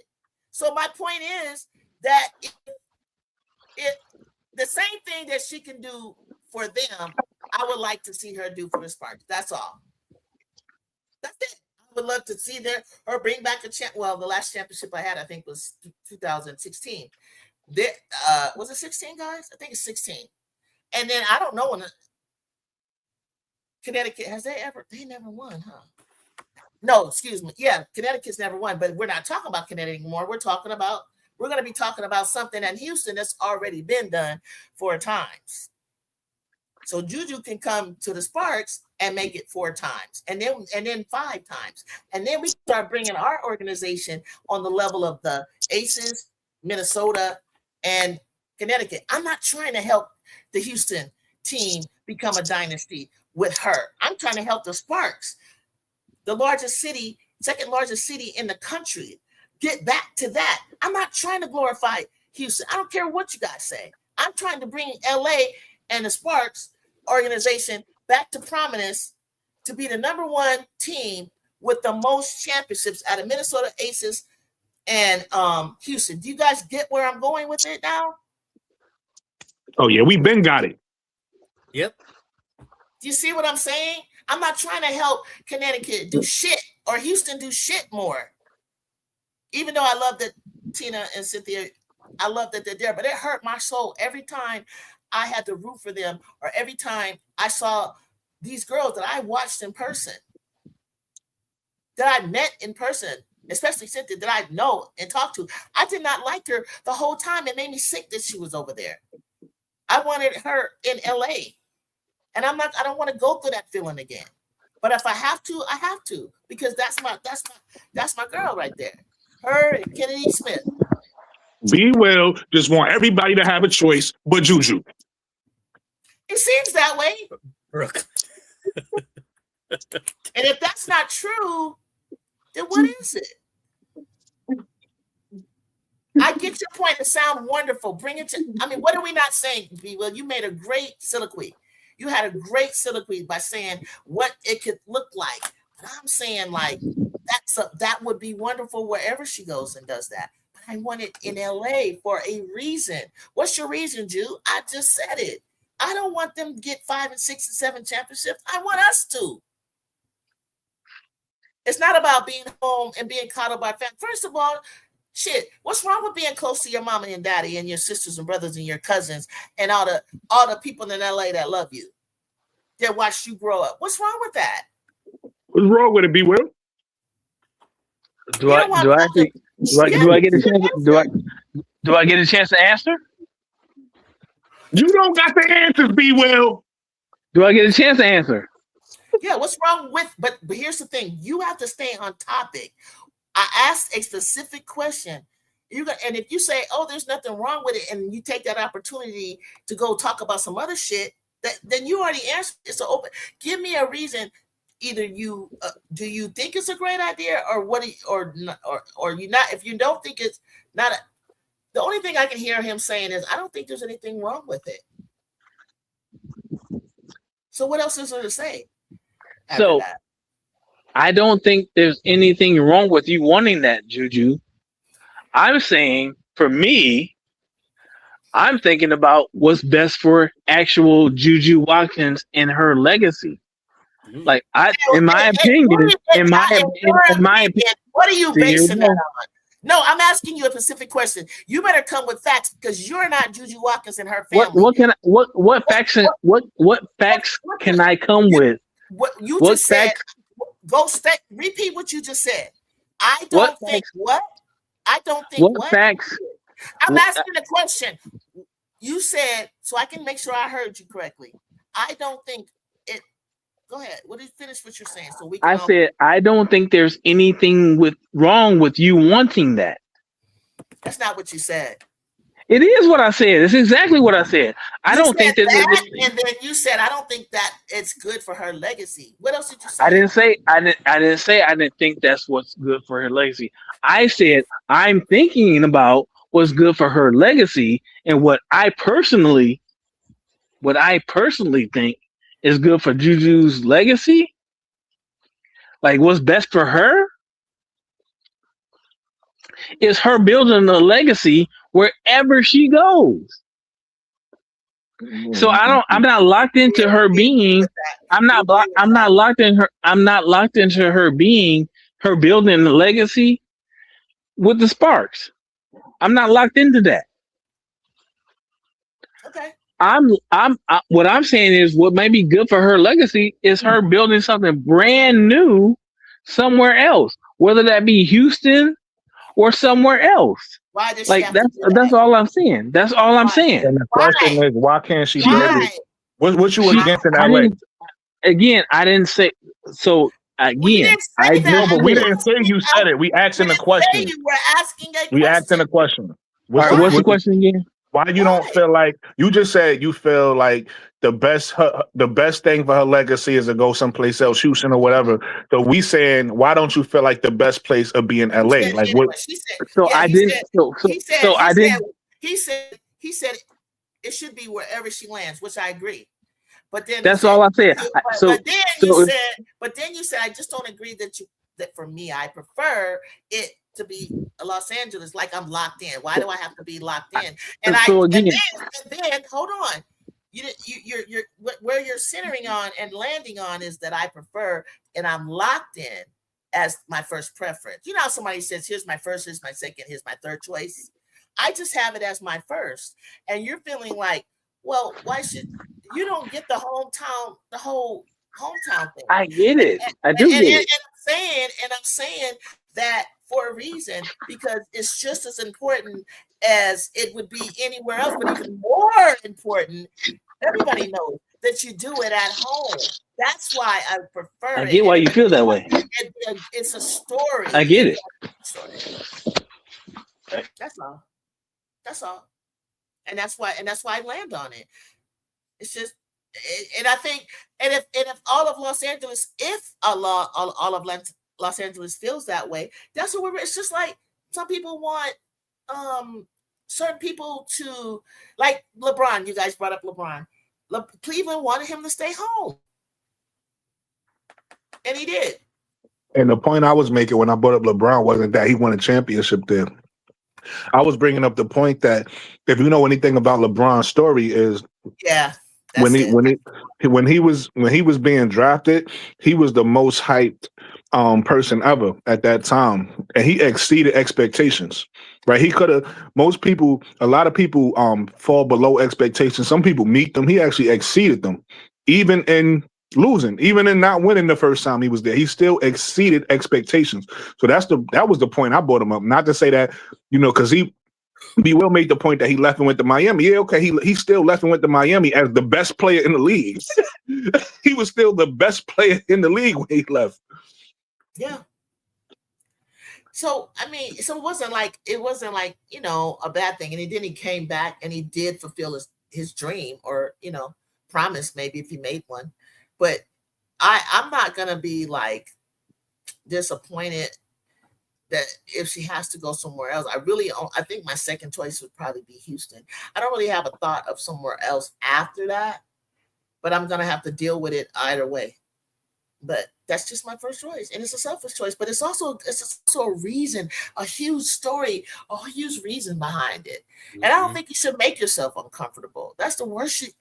That's the worst thing you can do when you're young and you got to go away from and play. Although I notice wherever she plays, since we joined the Big Ten, she has fans wherever she goes, regardless of what Clarkie say. There's kids and children and fans and adults running up to her. She's well known wherever she goes, even globally, and she will be that. It's selfish. In 2028, she should by that time be ready to be in the league. But it's also, we're hosting the Olympics. This is LA. Yeah, that's a fact. And she's going to be on that team. So it's going to be ideal that not only is she the hometown girl, but she's the princess of LA. She's going to be on the Olympic team. I don't care what you think. And she's going to play. And if she's at the Spark, that's even better. That's just the story. That's the Cinderella story, yo. So I just try to sit back. So what I joke about all the time is when Rakia was sent off, I was like, whoa, why would you do that? You know what I mean? I was like, ooh. And then I was like, Then I start seeing these other moves and different things. Oh, they got Kelsey. It's little things you got to just watch happening. And it's like, oh, you picked up this guard. You got old legs. I'm not gonna say their name. You got a little bit old legs here, and then you got that person, and that person can be. And this person got her number, and she's valuable. I think she's a nice young star that I would love to stay there, but she wearing Juju's number. And I was like, well, she gotta go. And I'm joking, but I'm serious. You feel me? Like, so. And I'm slowly. This is me. I'm trying to convert people. I converted Brooklyn. Victim says I can see Juju was, but a lot of people didn't really think about it because it's not really time to think about it. They haven't seen her play. I'm just here to convert people. That's all. For me, what made me start thinking about it was like you said. People didn't even say bye. People didn't even say bye.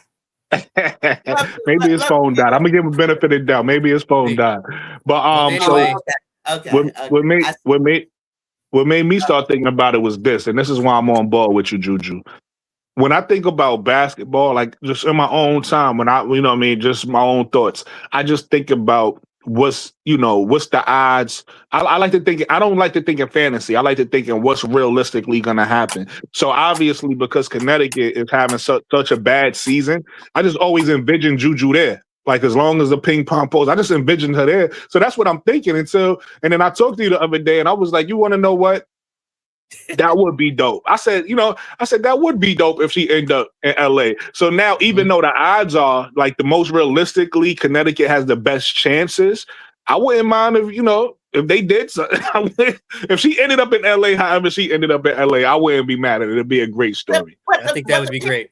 But the ping pong balls got to decide, I thought. Yeah, they got it decided. They got to decide. But we could always, if LA is smart, whoever owned LA, they could slide Kathy some money. Yeah, package some picks together, do something. You know what I'm saying? That's what I'm saying. And I joke about it. I'm like, magic.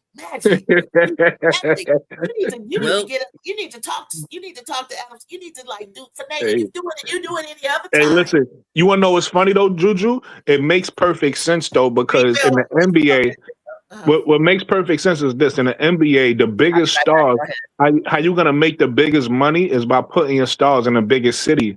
And right now, the WNBA don't have that. They biggest stars is in Atlanta.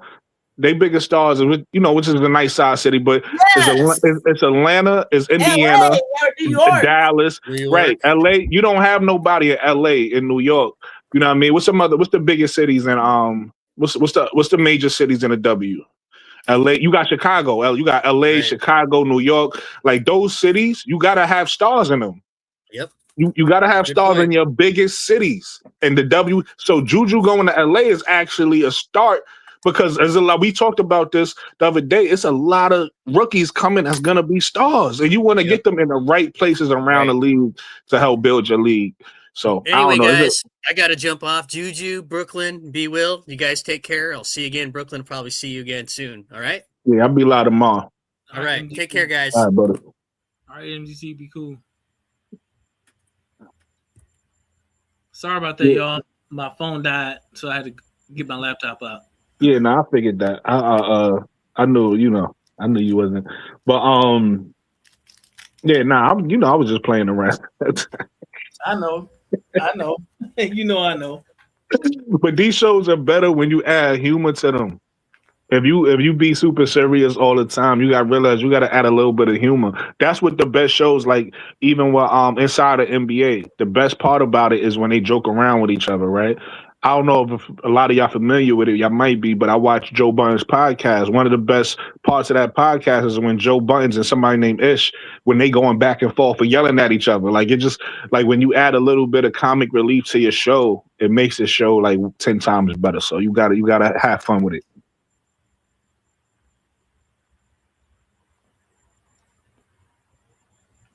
Gotcha. Absolutely. We gotta keep the show going. Juju stepped away. So what else you want to talk about, B. Will? Just to clarify what I was talking about is that again, I understand why Auntie Juju wants Juju Watkins to go to the Sparks. All I'm saying is, like, in terms of Juju Watkins' actual legacy, in my opinion, she might be it might be better served going somewhere other than Los Angeles.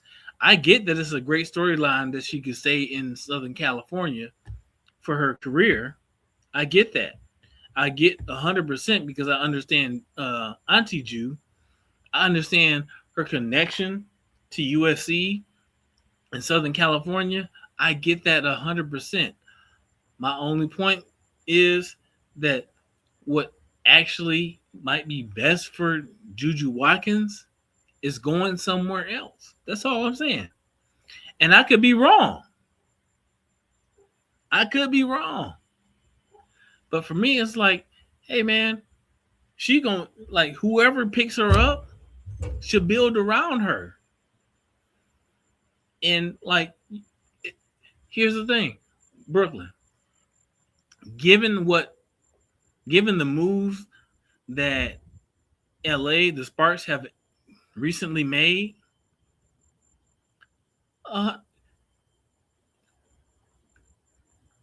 100%. Getting Juju might be perfect for them, but getting Juju might be perfect for somebody else as well. For instance, the Connecticut Sun, who will be the Houston Comets, right? That might be perfect for her. That might be perfect. So that's the only point I'm making. I get people's preference, and I don't fault them for that at all. If I'm from Detroit, if come 2030, the Detroit Shock gets our team back, and we can get a player on the caliber of Juju, and say she you has, want Rakia? You want Rakia in Detroit? huh? I say you wouldn't want Rakia in Detroit.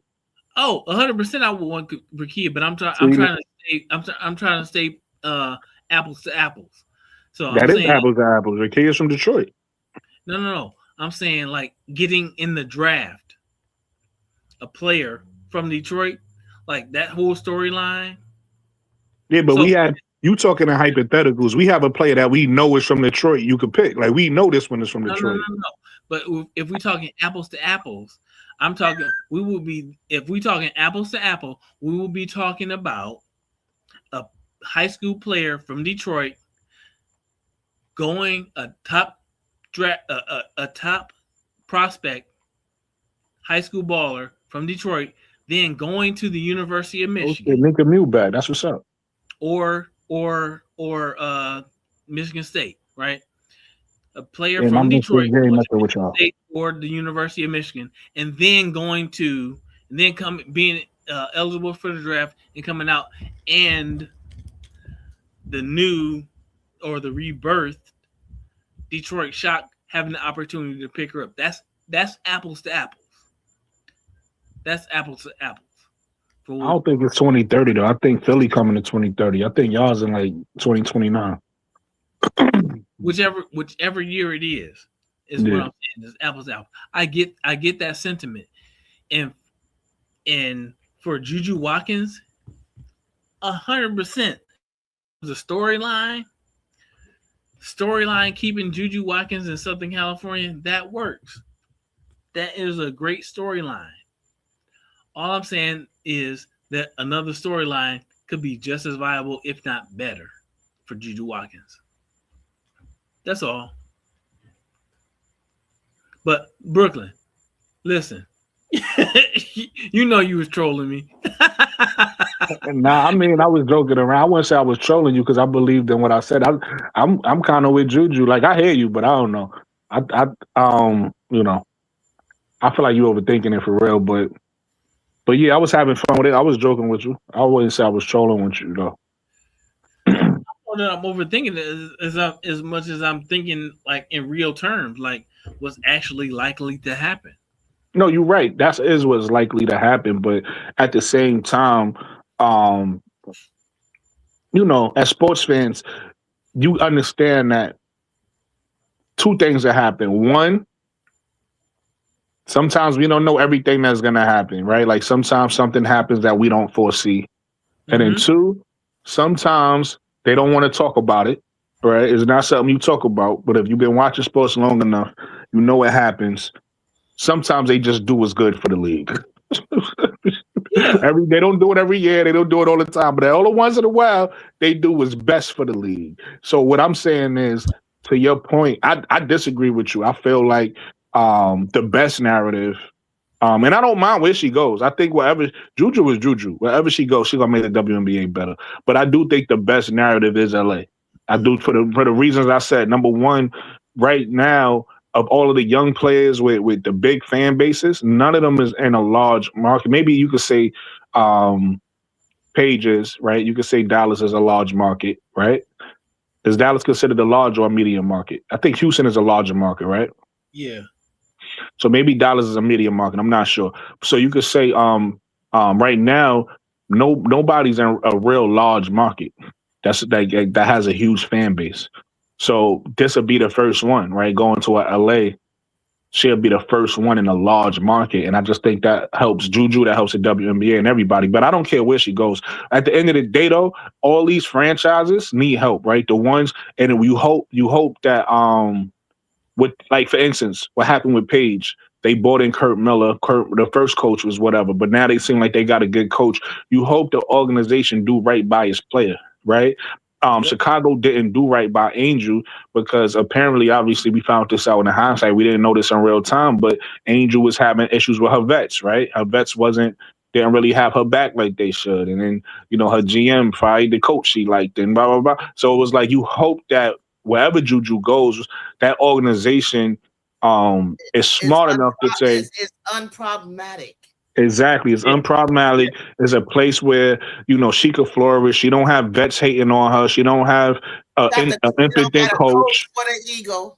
Right. She don't have a GM that don't know what he's doing. Hopefully, wherever she goes, all that's in line and in place. So that's what we want for Juju, no matter where she go. But I do think, like, she could reach to Juju's point. I think she could revitalize that LA franchise, especially now under the new CBA, where you gotta have certain facilities, you gotta have a practice facility, you gotta have trainers, you gotta have all of this. So all this is gonna come, even if they don't have it right away.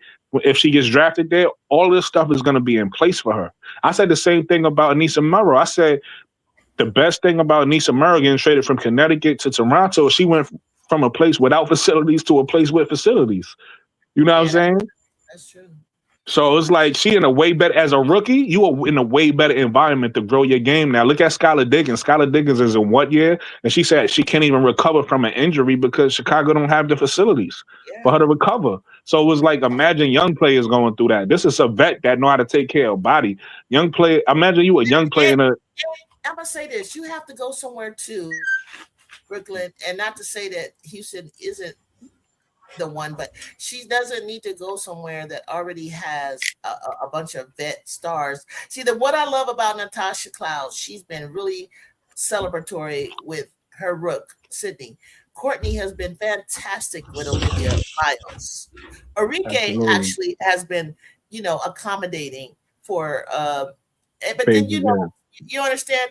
And then Flage, she goes over to Seattle, and they're really, really, really young. And I think Heidelman is cool, but Heidelman isn't like one of your top tier stars. But she needs that.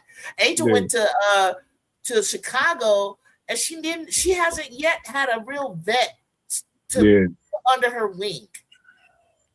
So all of these other teams have something like Toronto. This is where the kids on Twitter thought she was going to go. The Toronto, Washington, they've said, and I think for a minute they were saying, Seattle, but whoever Juju goes to stands next to, when you meet her, when you see her, even if you don't meet her and you actually see her, she's going to have that intense face and everything like that. But if she ever gets a chance to autographs, or you see her giving her, or you just see her and you see her, you'll know like she's not a egotistical person. Like she could play next to a superstar. That's not, you know what I mean? She knows how to create or whatever. It doesn't have to show, doesn't just have to stop for her. She doesn't like that. That's not her thing. So that's why I said wherever she goes, she'll find a way to fit her game into, but they wouldn't recruit her, I don't think. I mean, they wouldn't draft her or seek her if she didn't fit. That would be dumb, like, to do that. And people not to realize what you have there. You know what I'm saying? And if she has to prove herself, then okay, she just has to prove herself. But I think everything you said, like, I mean, look, we didn't start building a facility 2 years ago, like 1 or 2 years ago. We just started building a facility. And that told me right there, oh, I see what you're doing. Because why didn't you do it back here when Candace was here? Or Lisa was here? Like, what happened? We won the championships event, 2, and then Candace got 1, and then you left. Why weren't you building anything? So you're trying to set the precedence for something, for someone. Was it Sarah Strong? I don't know. McKay Lakes. What do you want? Who do you want to come? All good options. All good options. Actually, to be honest with you, I kind of thought for some reason, and I said, nah, I thought maybe Paige, I thought she would work. She we loved her in LA. I thought she would be good in LA. Yeah, she Her and Cam, definitely. I thought she looked good in LA, honestly. But when they said, but it's just something about like when you live here and you know, and they were like Clark to LA, Clarkies were talking about. I said she don't fit LA. That's like when Larry Bird and Magic was coming out. Magic can play for the Celtics. He would fit. He's from Detroit. For some reason, he could do it. But Larry Bird he's from a little small country town. He would not like Los Angeles. Yeah. He would not feel comfortable. But he says, get out of your comfortable. I don't think Larry would ever want to get out of his comfort. He likes it just the way he was right where he needed to be. You know how some people are just where they should be. Boston is a pretty big city too, or I guess or Indiana. But yeah, I mean, just certain things just make sense.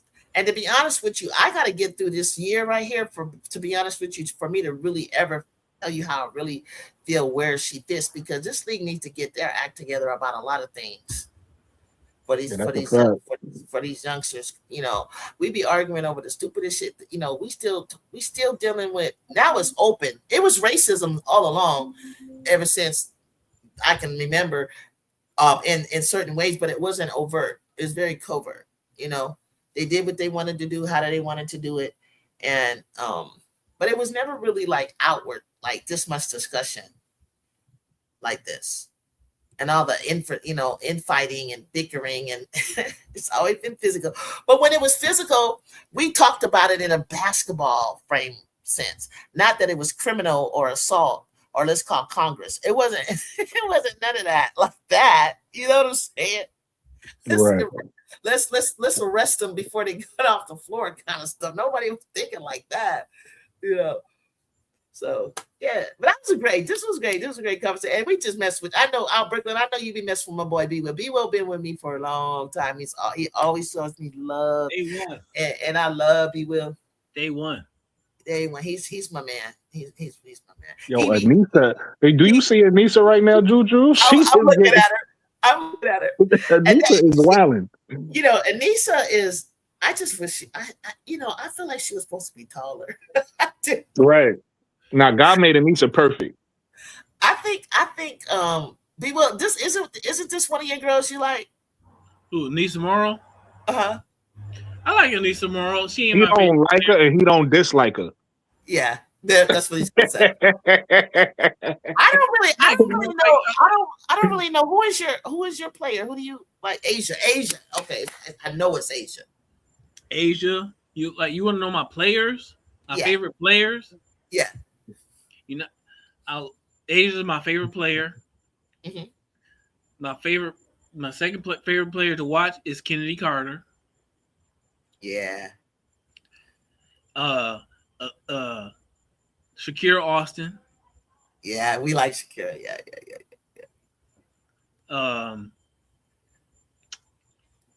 If I had to bring Veronica Burton. Yo, Mac, what you got against Angel? Yeah, why do you say that? Angel Reese. Angel Reese, yeah. Angel Reese, you know what I mean? Like, I'm truly a fan of the game, and so I really truly want. I love to see them all thriving. Yeah. Right. Yeah. It's very few players that I don't like.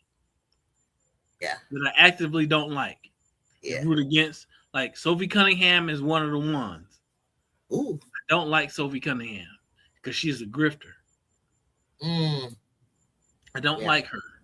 Yeah. But I won't.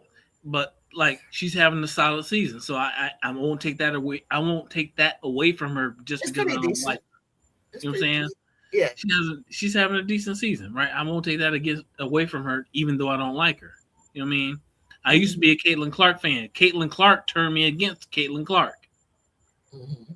It's all her doing. Nobody else is doing. It's all Caitlin Clark's doing, not nobody else. Yeah. You know what I'm saying? So yeah. When I sound like I'm, playing both sides of the fence, it's really just because I really want to see them all thriving because I love the game so much. I really want to see them all thrive. I want to see them all do well. I love rooting for Izzy Harrison. Really? Yes. Okay. I Oh want to my see her God! do well. Why is my girl? Now, see, I've been watching Emily Angsler since Louisville. I've I been wanting love her. Right. Emily. I Why love she got Emily. who gave her the black eye? She always get hit in her eye. Because she get it out the mud. She do. That's going to happen. She do. I love the way she be trying to get your girl Asia. She be trying to back. I'd be like, go. If Emily can time some blocks now. Angel not a good player, and she thinks she run everything. Same thing with Clark. I don't think that she thinks she run everything. That's not true at all. She's Anybody a leader. Anybody that watches Angel Matt, Reese, who's your favorite player, Matt? Who you watch? anybody that watches Angel Reese play and doesn't think her number one priority is winning is biased against her. Angel's number one priority is winning. That's it. Like if you watch Angel Reese play, but I think that John Cena Be Will is the only reason that really killed them. I knew he was a Vegas fan. One thing I noticed, like, and not all, because some Vegas fans rock with Angel, but it'd be some of them fans that don't like it too. So I could tell. I didn't think he was gonna say Jackie, but I figured he was gonna say some. I thought he was gonna say somebody. I thought he was gonna say Asia. I thought he was gonna say somebody from Vegas. Hey, Jackie. Because he talked about Caitlyn and Angel, so that already made me think like, okay, you one of them. Let me ask you a question too, Matt, because it's gonna confirm it for me. Are you a long-time fan or you a new fan? You've been watching for a while?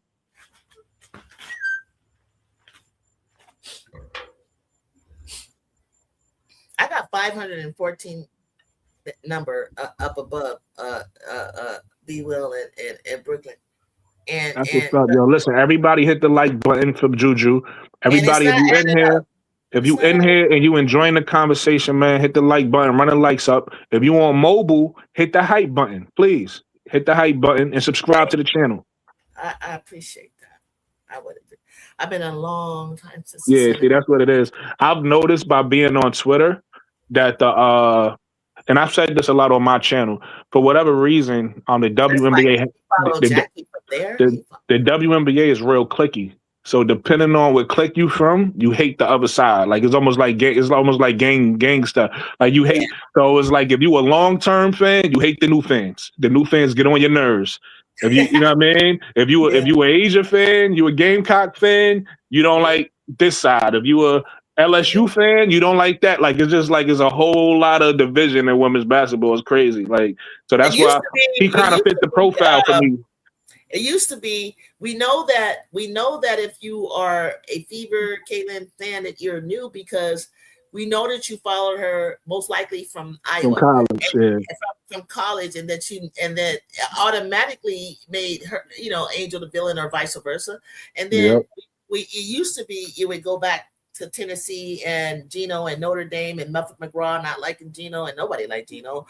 And then, then Kim Mulkey came into play, and then Kim Mulkey and her girls and whoever that might, the Baylor girls and Brittany Griner. It just played off like that. Like, I'm surprised they didn't call a foul. Yeah. Just because they collided and it was kind of a foul. Just for safety reasons, you know what I mean? Like somebody's gonna get hurt, that's all. But but San Antonio Stars, they had Natalie Williams, they had Sophia Young. Sophia Young is what stopped that made Candace Parker cry because she knew that she only had one shot to play with Lisa Leslie, and that was her dream. And to help Lisa get a championship. But Lisa wants, she had the baby and she was getting older, she was settling, slowing down. She really, if she kept herself up in shape, she could have played longer. But, when you've accomplished so much already, you got all these gold medals, you won 2 championships, you won MVP, you won what else is there to do? I want to raise kids now, and I'm married, and I'm happy. And, so, and Candace was upset because Sophie Young, if you ever Google it, it broke my heart because Sophie, I was like, no way. And I love Sophie Young from San Antonio Stars. I screamed out loud, like, no freaking way that this woman make this shot. Candace had blocked a mess out of her. And something happened. And then the final shot was like, I think Sophie Young.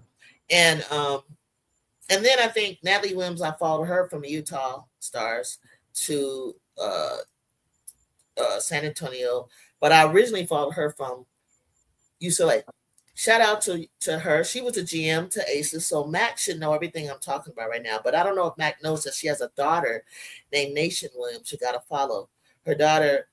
And immediately when I saw her, I said she's not exactly like her mother, but she resembles similar. Doesn't really play the same position, but the girl's faster, got game like a guard. And when I saw the N and then the Williams, I said, that's got to be Natalie's daughter. And I was right. I just, off the top of my head, guessed it. Now, if you would have asked me, could I have put together Sarah Strong being Allison Feaster's daughter? No. Never would have saw that. Not even the same size. Not even, but the way that she's able to shoot that J and the smoothness and everything, her mom. But her mom was like, her mama had expression. Her mom was like, yeah, her mom had game, like she was like more of a specialist. But it's gonna be very, listen, I hope Brooklyn is around. I hope B Will is around. I know B will probably be around for college ball. College ball, I'm gonna be talking definitely be around. Yeah, Tuesday. Every Tuesday I'm doing an episode about the Trojans. So join me. I didn't have many the next thing because I just started it. I'm just gonna be having conversation. I got questions to ask you all. And I want to build and get it out that this is where we're going to be talking, and we'll be watching other games, of course, but we're going to be following the trajectory of at the return of Juju and how Coach Gottlieb does, because I know people got a lot of questions about Coach, and I don't know why. I mean, no coach is perfect, so I don't understand what she's done wrong. When I can talk about other coaches, and you've seen it play out in front of you. And you have no criticism for anyone, but you have plenty for mine. And I don't get it. I have criticism for everyone. That's the truth. You don't run around with 11 and 12 All-Americans and you ain't winning at all, but you got, but all of a sudden, you got all this criticism for the Trojans. Like, we supposed to win it, but you won't admit that Juju's a generational talent, and you won't admit that you got questions of whether or not she'd be the National Player of the Year. But yet you got all the people, not you, but people got all the fucking pressure and expectations for us to win it all because we have her, but you won't give her the credit to being the best. Which one is it? Why does she gotta get this kind of criticism? She showed you, she's fulfilled it. She's beaten teams that your favorites have not beaten. If my coach can't beat Don, but she can beat Gino, and Gino is better than Don, is it really about coaching, or is it really about the talent on the floor? Which one is it? Or is it about the coaching? Because she's beaten him.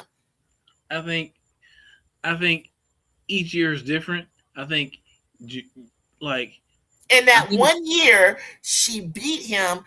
And when she wasn't on the floor, we didn't crumble, and we lost by 14 without her. And the other teams, the foreign SC, got blown out twice by as much as 30 during the game. They were being led by 30, and then you lose in the championship. Yet we are the ones who are the problem. I am super excited to watch USC, the Trojans. I'm super excited to watch them play this year. I'm super excited to watch the Gamecocks play this year. Who else? And who else are you looking for? I want to know my sleeper team. I'm super excited to watch Michigan play this year. I knew you was gonna say it. My sleeper team is the Florida Gators. I don't know if how good they're gonna be, but I'm gonna be watching them this year. The Florida Gators. I'm excited for them. What about Liv McGill? Yeah, Oklahoma State. Yep, that's gonna be a nice 1-2 punch. I'm curious. I see. Hey, B Will. This is for my brother, for you, my brother, because B Will, and he's not being mean or anything. He's being a realist. He wants her to drop 30 pounds, and I think Audie did it. I want you say I want who to drop 30? Audie Crooks. On who? 30 pounds. Oh, drop 30 pounds. 30. Okay. I thought you meant 30 points. Yeah. But I'm trying to explain to you, nah, Shaq's daughter's not there anymore. Shaq's daughter was supposed Yeah, to she come moved to us. on. She's supposed to come to us, and that's okay. I'm cool with it. She Didn't she go chose, to she NC chose, State? she chose Kentucky. So So she went to Kentucky. stay yourself over there with Kenny Brooks. I wish you the best because we really don't need all that. We don't need to set in you and taking any shot at her. I read what you said about and bless your heart because your nanny is my really good friend Kiana, and I don't mean nothing against your niece Kiana Taylor or your cousins. Just trying to Nah, the Gators got Keomi McMillan now. yeah. I think her name is Mariah. I forget the shooter because she came with her over from Penn State. So Keomi, I think Kelby's there, but I think there's another big somebody from my team from the Trojans went over there. I don't remember who it was, but but we took their center. We took Panya Davis, and I'm excited about her. She's 6'6". See, this is the thing that bothers me, B. Well, and I'm glad you're here right now because I need Brooklyn gonna come up here. I'm adopting him and MDT. You guys you're gonna roll with me as we do these shows, and of course you're welcome anytime, B. Will. But I know I can't really have someone play both sides of the fence, but part of my panel that I wanted is for someone from UConn, LSU, Texas, South Carolina, Michigan, whatever you want to represent. Like when we're discussing, and I'm talking about when I something I was presenting this week, and then we talk about what that may look like. All of us talking about that, but my thing is when we play, I just need how can I say? I just need people to be honest and realistic, and if you say, Drew, on November 15th. First of all, we're going to see how each other play. We're going to play on the 2nd. We're going to play UNLV. You guys, South Carolina is going to play Maryland out in Paris. So that'll be each of our first game. Don't know if either one of them are going to play another game before they face each other on the 15th. And I think we should talk about what we see and how that matchup we're only guessing how that matchup will look when they play on the 15th and be real about the matchup. Because I feel like if Don can pull it off with not really like Maddie, stepping away to take care of mental health, bless her heart, and then I think she announced Tessa being the point guard. Is that true, B. Will? I'm not even sure.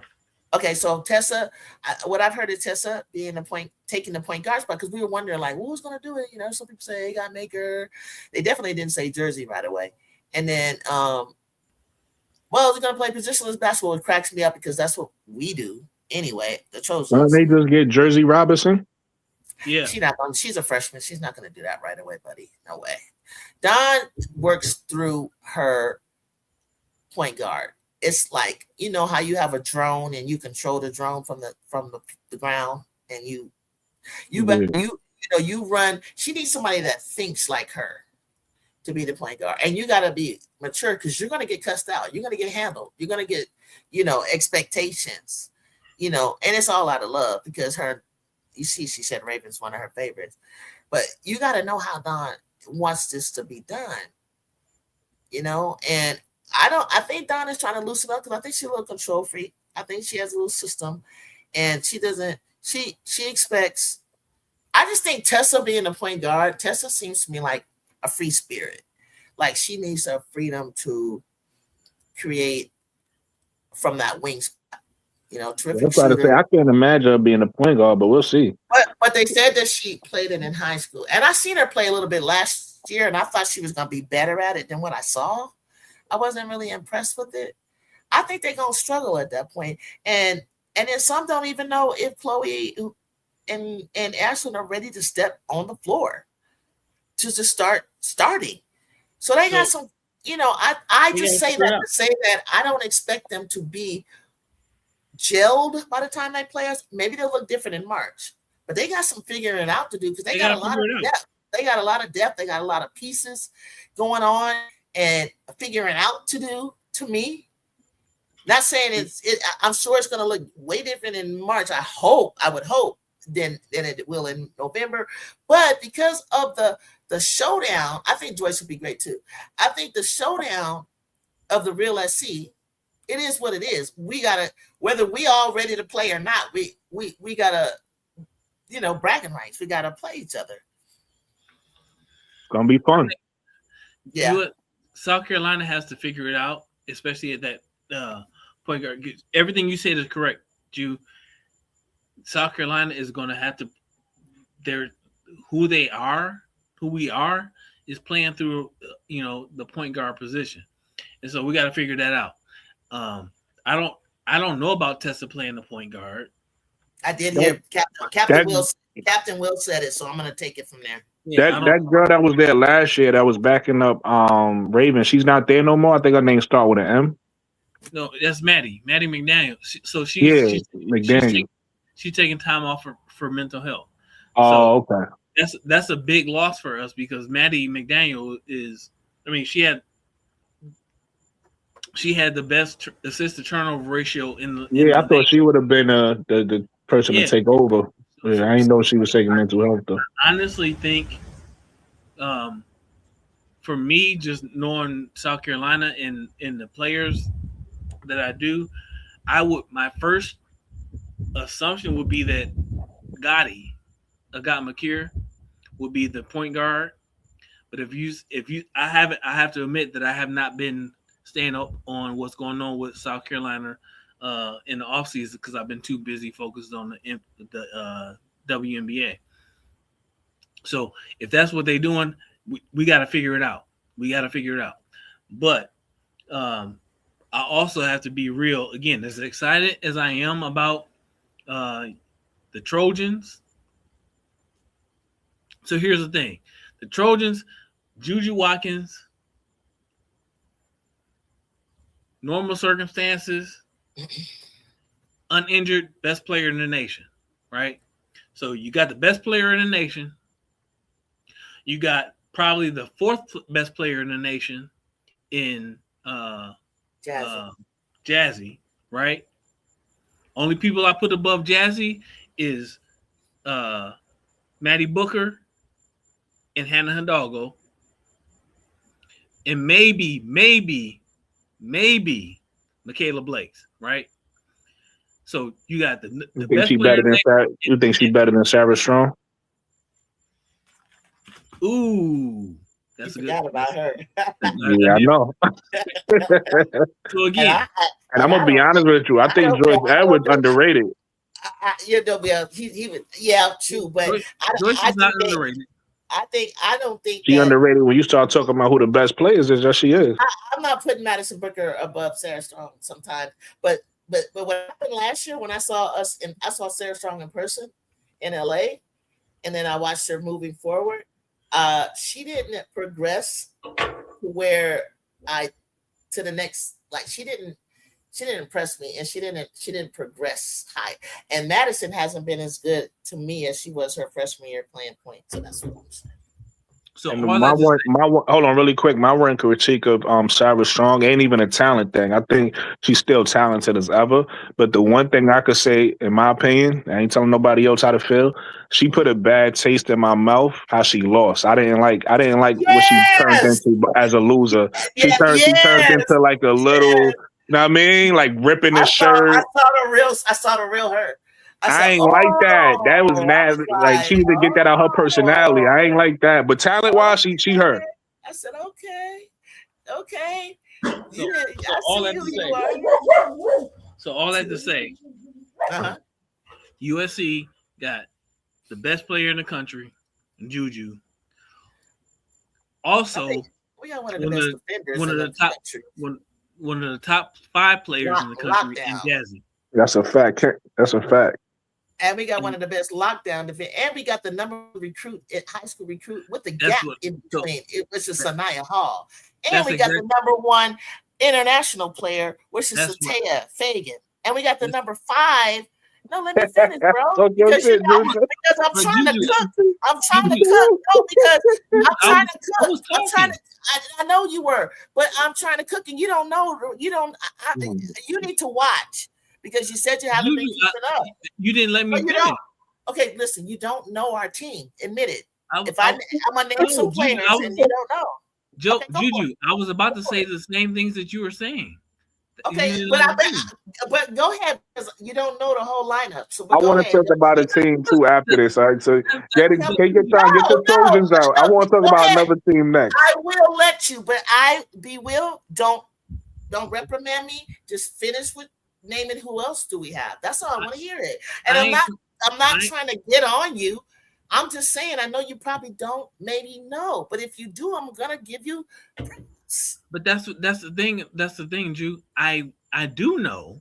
Okay, go. And partly because I know because go, of you. Just go. Right? I want to hear. So, I want to hear. Go. They got Juju. They got Jazzy. I'm gonna cut it real short since y'all being impatient. They got Juju. They got Jazzy. Exactly what you just said. Who name one it? of the best lockdown defenders in the country in Kennedy Smith. They got 2 freshmen. Say their names. The top because they don't know. They don't know. That are listening. They don't know the names. Say the names. Fagan. Right? Sanaya Fagan. Satea Fagan. And then Sanaya Hall. Uh-huh. Yeah. So they got them. Anything else? They have them. That's all I'm gonna go with. But they have them. But the reality is, those 2 players are freshmen. They're brand new to the league. So they do have some figuring out to do. Now they are definitely in an advantageous position because they brought them over early. So they've been able to work with the team early. That's one of the reasons I'm so excited to see them play because I love good basketball and I'm a fan of all these girls and I want to see them all do well. So I'm really super excited to see them play, but they do have some figuring it out to do. And so we can't just assume what they're going to be right off jump. We know what Jazzy and Juju and Kennedy are going to bring. And honestly, for me, Kennedy Smith is the key. Because we all know Kennedy is a lockdown defender, but I'm still waiting for Kennedy to be the offensive player that she is. She is. She will. And that's not her first. That's not her I'm going to say she a two-way player. She's a two-way player, but all of them are. But let me explain. They all are. Because Jazzy was one of the top defenders as a freshman in the Big Ten. She is too. Juju, you already know what she does on help side defense. You already know what Kennedy does. And then if you watch Overtime Select or Takeover, when Sanaya Hall, how Sanaya became the number 1, she took that chain from Jersey. I bet you don't know that, Brooklyn. If you could ever go back and Google it, they were 15 years old. No one really knew who Sanaya was from Ohio. Yeah, I didn't know. She tore Jersey ass up so bad. They had to take her out because it's a showcase. Jersey couldn't showcase shit because Sanaya was shutting her down. And another thing, you know what the beauty about this team is? Juju's there the whole time. Juju was ready to play probably she's already influencing them. She's already played with Kennedy. Now Jazzy and Kennedy have already played together. Little do you all know, Sanaya and Jazzy played together in Overtime Select. And then what makes Sanaya not have a huge adjustment or jump to college level is because she's the MVP and she played up in FIBA USA basketball. She's 16 years old playing 19 years old and she's the MVP, bro. And then they play against Taya, who's on the Australian who got the silver medal. Taya ran K9 down out of the blue on a breakaway pick 6 and blocked the crap out of her. Taya's what they play mostly over in Australia. She's an excellent defender, but she's got a soft touch for on the rim. Sarah, okay, we finally got a 6'4", 5 player that can play rim protect, run, and do putbacks without, how I used to get mad at Rhea and Kiki, missing putbacks, right? And then we acquired Kanya Davis from Florida who's fitting right in with the girls. And she's also from Australia. So we got that connection there. And then we got Ryan Bennett, who you don't know because her daddy is a basketball coach. He created the Cal Swiss team in Los Angeles. That Kennedy, found Kennedy when she was a little girl. He trained Kennedy and his daughter, Ryan. Ryan ended up going, playing with Kennedy since they were 9 years old. So they have a special connection. She's one of our other guards. And then Laura, she's getting stronger, better. We kept her because she was balling her butt off, getting those rebounds. That's Doug Williams' daughter. She's going to be amazing. And I believe that Ryan and Bricky are going to get some time on the court too. That's what I wanted to say. I was trying to draw the correlation that people don't realize they played with each other. They all know each other. And there's also special connections in the fact that, like I said, Ryan and Kennedy playing together, and Sanaya and Ken and Jazzy all playing together. They go way back. But that's it. That's all I want to say. So let's hear what you guys say, Brooke. Oh, I'm gonna keep it short. I don't even know the whole team like y'all do. I just wanted to talk about LSU for a minute because with them getting Jada Williams and then moving Malaja Fawali to the 2 and Michaela Williams to the 3, I think that team's gonna be even better than last year. Even without Flau'jae, because now you get to see what Malaysia Fawali looked like off the ball. And if you paid attention what Jada Williams did last year at Iowa State, she was one of the top players in assists and assist-to-turnover ratio. So if she could, bring that to LSU and, they play that fast-paced offense that they could play, I think LSU going to be a problem next year, too, with those 3. And I'll add Zakiya Johnson, Grace Knox. Yeah. And I know we will knows all these people. I think Koval's going to be better. And I think I think she's gonna be better. And I think you also got the girl, her sister plays too. She's gonna be a freshman. She's coming. I feel Jada. I've been watching since high school. I've been a Jada Williams, and I watched her through Arizona. I watched her and Juju go at it. She's got a big heart. She's just only 5'8". But she's got such a big heart, and she's playing. I saw her drop 40-something, almost 50 points. I don't even think she's 5'8". I think she's the same size as Hannah. They say she's 5'8", but she might, like you said, she could be 5'6". They be stretching. I think because if you seen them play, I just put a short on my channel, and her and Hannah is on the playing slam together. They look like they're the same height. It's great, but you know what? Can I just say this? There was a time, and I think B. Will might have seen this. Enrique came to meet Hannah inside, not backstage, but behind the scenes. And first thing Hannah was like, "Oh, I thought I'm almost taller. How tall are you?" She asked Enrique. Enrique said 5'8", and she put her shoulder. She was so excited, dude. If she stood next to Enrique, she's the same height. I'm like, no way, Hannah. Did you really just grow? That's what that'd be crazy. You want to know what's funny? Speaking of that, I hope she does. I hope she did. You want to know what's funny? Speaking of that, just when they just posted the USA picture, and I don't know if y'all seen it, where they all standing back to back to back. Some of them heights is because they got Jackie Young at 6 feet, and they got Caitlin Clark at 6 feet, but Jackie Young taller than Caitlin Clark, so Jackie Young might be 6'1". You know what? When I met Jackie Young at Galen Center, when we freaking lost to Notre Dame that day, she's taller. She was taller than I ever thought. I literally thought Jackie was 5'8", 5'9", my height. I would agree. She's 6'1". I would agree with you. If y'all see that picture, it's on if y'all on Instagram. Yeah, but I can't can't tell if Jackie is standing on something. Like, I don't know. No, they standing back to back. Like, they standing in a line back to back to back to back. So you can see their height. You can see their shoulders. Like, certain people's shoulders is even, and certain people's shoulders is like, you could tell, like, oh, that person is definitely, like, she definitely taller than Caitlin. Ain't even, you know what I mean? Like, you can see it in the picture. If you go to Instagram and go to USA. Some people have higher shoulders and longer necks and shorter necks, and it's hard to like say. The waist and stuff like that. Yeah, but they standing right next to each other, so it's not hard to see. Like if you look at the picture, you see what I'm talking about.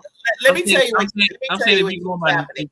if I'm saying if you're going by, so I haven't seen the picture, but what you said is you're talking about shoulders. Just trust me. Okay, Mac. Just go look at the picture and then come back. Listen to this, be well. Mac, he said, yeah, Jackie Young and Nafisa the same height. Guess what? Nafisa Collier is listed at 6'1". So Brooklyn, you might be right. Jackie Young, right. I keep telling you, me meeting her, I'm gonna give her 6'1". Yeah, but what I'm saying is when y'all see the picture, y'all gonna see it's clear as day. It's not even like a maybe. Like when you look at this picture, you're gonna be like, she definitely taller. Like it ain't even close. Like it ain't even like this body type is different or nothing. It's just you can see it. Okay. But do you believe that Caitlyn is 6 feet or 5? Yeah, I believe she's 6 feet. I do believe it. She's 6 feet. Yeah, because multiple people confirmed it. Like, it's been confirmed. Because a lot of people say that about Caitlyn. They say like, oh, when they think she was as tall as she was, and they say like she's actually a legitimate 6 feet.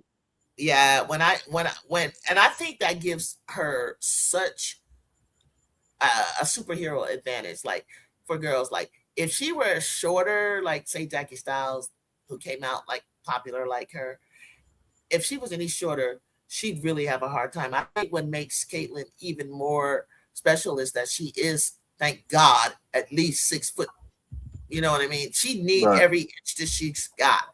And when I see her walk out, I'm like, with her long, she has a long, like B. Wills, to his point, she has a long neck, and I think her midsection is long. I think that's what makes her height as well. Yeah. But she's really like believe it or not, like somebody saw my hands in a picture and they're like, your hands are bigger than Juju, because I talked about when me and Juju clasped together, and I was like, next time I see her, I'm gonna ask her, can I measure her hand? They're like, your hands are completely bigger. And I was like, no, because when she gripped me, it just felt like, and I've seen her hold the ball and like, nah. But even though her hands might not be as large as mine, you know how you shake someone's hand and you could, they got a powerful kind of, not that they squeeze it hard, but they got a grip. She got a grip. And certain people's hands and feet that make them special and makes how they handle the ball. Like when I saw Raven in person last year play in LA and in Vegas, I definitely see why her wingspan is 6'2". And she's about my height.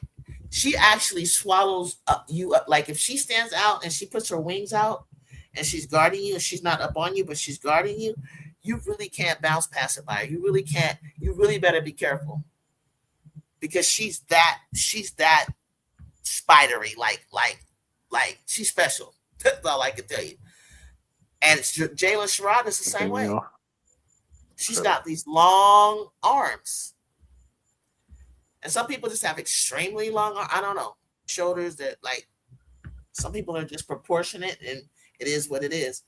But, I think Jalen Sherrod is a great pickup for Atlanta. I do too. Jalen Sherrod. Yeah. Oh, you got me hype. I thought you said some breaking news. I got. No, it is. I mean, it is. She finally got into the game, and I think that's a great asset. No, absolutely. She's not looking to hog the ball and score. She's doing everything that they are missing, so to speak. Yeah. But I still think they need something. There's something missing. I can't put my finger on it. Like something. Like. I just want to say I'm looking for that picture, Brooklyn. I can't find that picture anywhere. Yeah, I just looked. I don't see it no more. Maybe it wasn't USA back, because I just went to USA myself, so it might have been somebody else who posted. I thought it was USA, but if I find it, I'll let you know. Yeah, Grizz, we ain't seen Celeste Taylor since Phoenix. Why would you bring Celeste Taylor? Goon.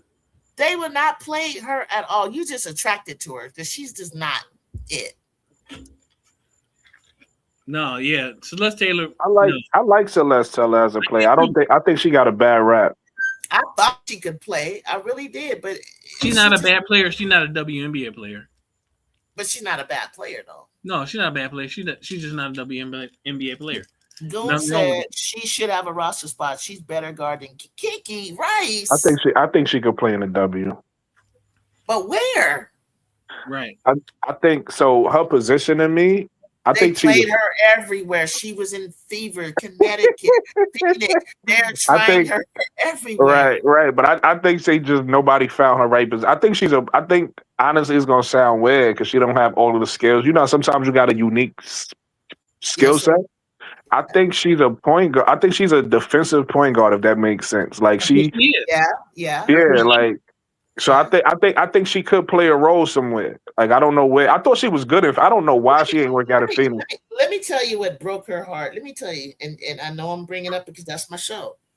I thought when one of our first games when Juju was a freshman, I'll never forget it. She goes, they're ranked 21, and this is the day that this is the day that Jalen Sherrod in Colorado ended up playing LSU.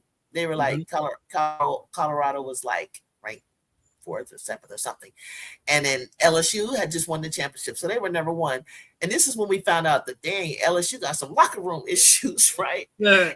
And then Colorado beat them, but before it happened, USC comes to play Big Bad, Elite Eight making team of J.C. Sheldon, Celeste Taylor, Cody McMahon, Chance Gray, all these, and in Ohio State. And we get out there, and this child scores 32, and Celeste Taylor couldn't hold her. Cody tried, JC tried, everybody was trying, and she got in foul trouble. Juju did. She sat down a lot in the third quarter, and then Ohio State was coming back, and Ohio State was really like, oh my God, we're going to lose. And then Juju comes back in and just finishes, what she started. And that day, I remember Celeste trying to guard her, and the look on her face was like, she just ran right by her. Like, Celeste, you didn't even like, I don't even know. She didn't even know. She looked dumbfounded. Like, she just didn't know what to do. And then ever since then, but before that, I was Celeste Taylor locking them up. Look at, you know how Gabby is, William. I was like, oh, Celeste Taylor this, Celeste that. Yeah, she never was the same, bro. I am not lying. She was never the same. So here, hey Juju, this is what you have to understand about Grizz Nation. Grizz Nation, also known as Goon, the shooter. Okay. Goon is always, he's got a narrative. Black players are always better than white players. So he in his mind, Celeste Taylor is not getting a fair shot because she black. She's biracial. Yeah. So like you gotta understand that about Goon. Okay. So look. Well, Goon might come back. In 2024, how old is Goon? Because this will make a difference. Because I don't know. If Goon's been watching years ago, it used to be like that. I'm just going to be in his defense. It used to be like that. But go ahead. Yeah, but Goon got a narrative, man. Like Goon, no. So Goon, and there's no good white player in Goon's mind. You have to understand. There's no good white player. Damn. Seriously. Every good white player is overrated. What about Breonna Stewart? And his overrated in Goon's perspective. So that's what whatever white player you name is overrated in Goon's perspective. Okay. And we love Goon. Like Goon the Shooter is the man. We love Goon.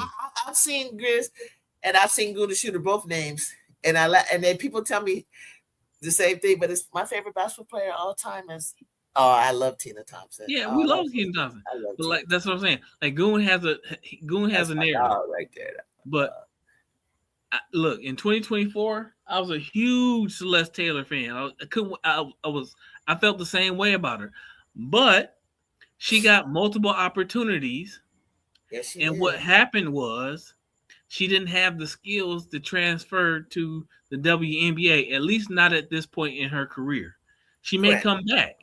She may come back better than ever. It's up to her, right? It's up to her, though. It's up to her. Like, so that could be true, but like at the end of the day, like Celeste Taylor is not in the WNBA for a reason. That doesn't mean she's not a good player. Yeah. She's just not the elite of the elite. I love Sydney Taylor. And I remember I was up late, Brooklyn, I was up late on HD and I was listening to, and I heard what they said and I was like, no, I love Sydney Taylor. But she don't play defense. She don't play defense. And I was like, man, she don't play. Hey, Brooke, I was like, what are you talking about? Half the players in the league don't play defense. I mean, she plays defense. She does. She's not a cone. But I tell you what, if you got as much offense as she does, and you put effort on defense, I don't give a damn what you guys are saying. That girl is clutch. She's the most clutch finisher I've seen from the outside. Matter of fact, I'm going to say she's a early young Jackie Young. Jackie Young used to be like that from the outside. But Sydney Taylor is clutch, period. Boom. From the outside. More than anybody I've seen in the guard-wise in the league. Period. That I'm going to say it. And Juju. I love Sydney Taylor. And Juju, you got to understand the position that Sydney Taylor plays. She got to guard. She got to guard the Jackie Youngs. She got to guard the Enrique Ogumbawales. You know what I'm saying? She got to guard the Kalia Coppers. Mm-hmm. She got to go. She got to guard. That's a lot of usage to be able to still score in the fourth quarter like that. That's crazy. She got to guard a bunch of unguardable players. She pulls a three in the fourth quarter, like solid, smooth, like wet. What's your IG, Juju? Huh? My Instagram? Yeah. Same thing as it is. Everybody loves Juju 1 2. I'm gonna send you the picture. Hold on. Okay. I sent it to you already, Bieber.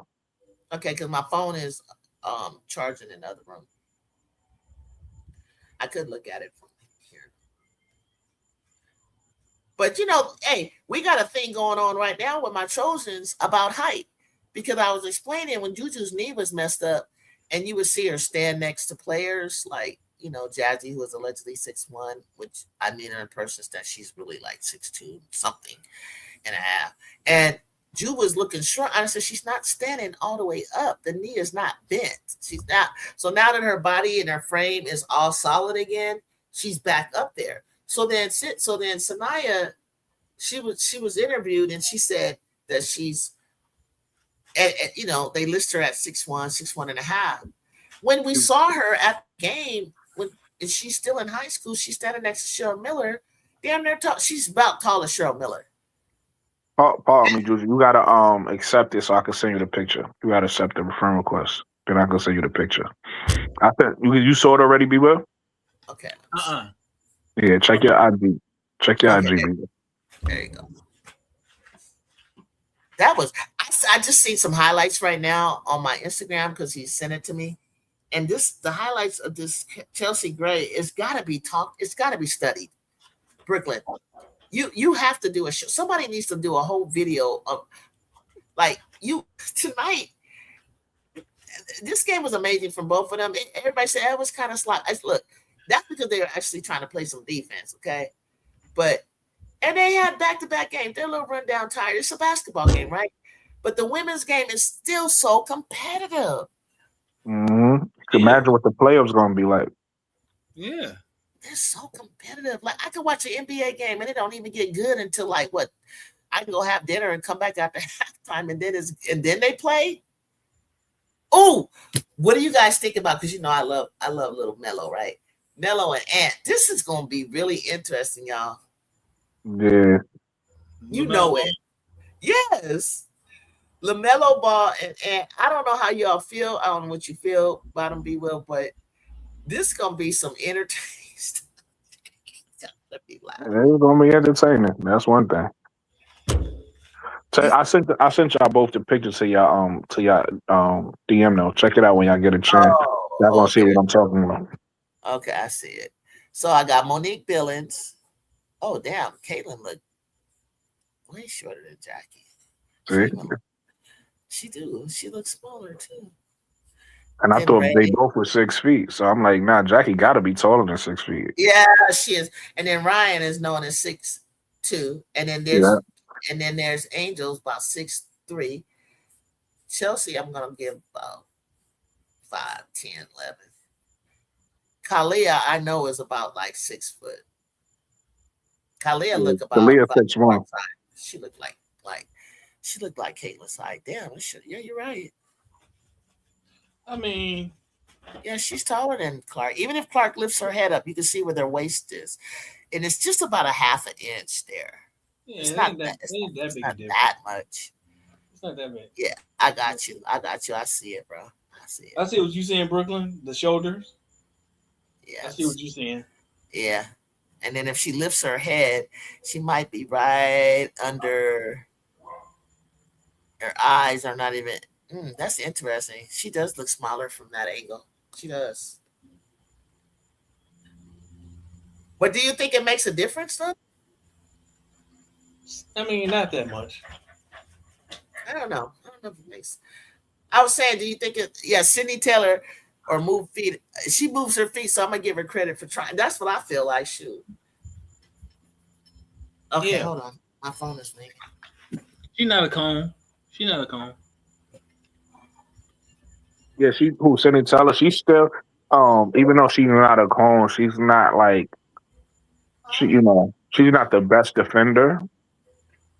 And so that's why I personally feel like their lineup could be better if one of those point guards go to the bench and they allow either Dejanay or Hawkins to come in and play defense next to Sidney Teller. They have a better, to me, better balance.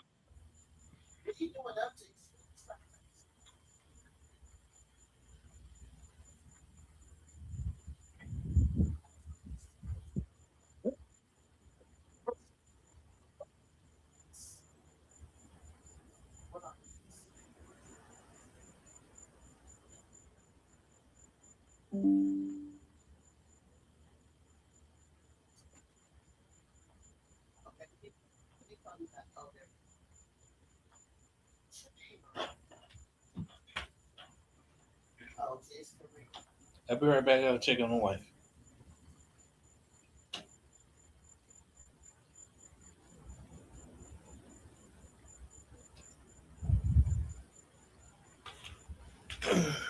Did that. Caitlin initiated that. Huh? Remember Juju was asking a question about was that a foul what Asia did when she was illegal when they both went for the ball. They got it on IG now with a perfect angle, and Caitlin initiated that. Yeah, I mean, it is what it is. No, but what I'm saying is you can see it like they got it's like zoomed in. Like you can clearly see it. Like they both jumped and Caitlin, how she threw her arms up. She threw her arms into the player. So she kinda did that and then fell to the ground trying to draw the foul. But that's what Indiana do as a whole now, I noticed. They all be trying to draw fouls.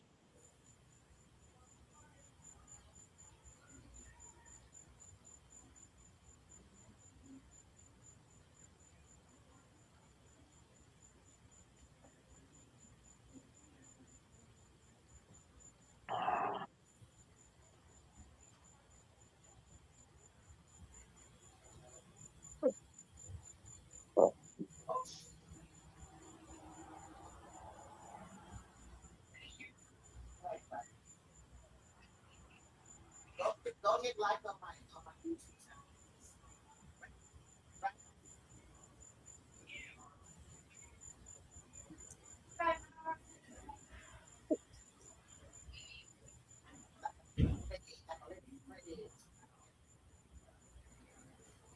Got it?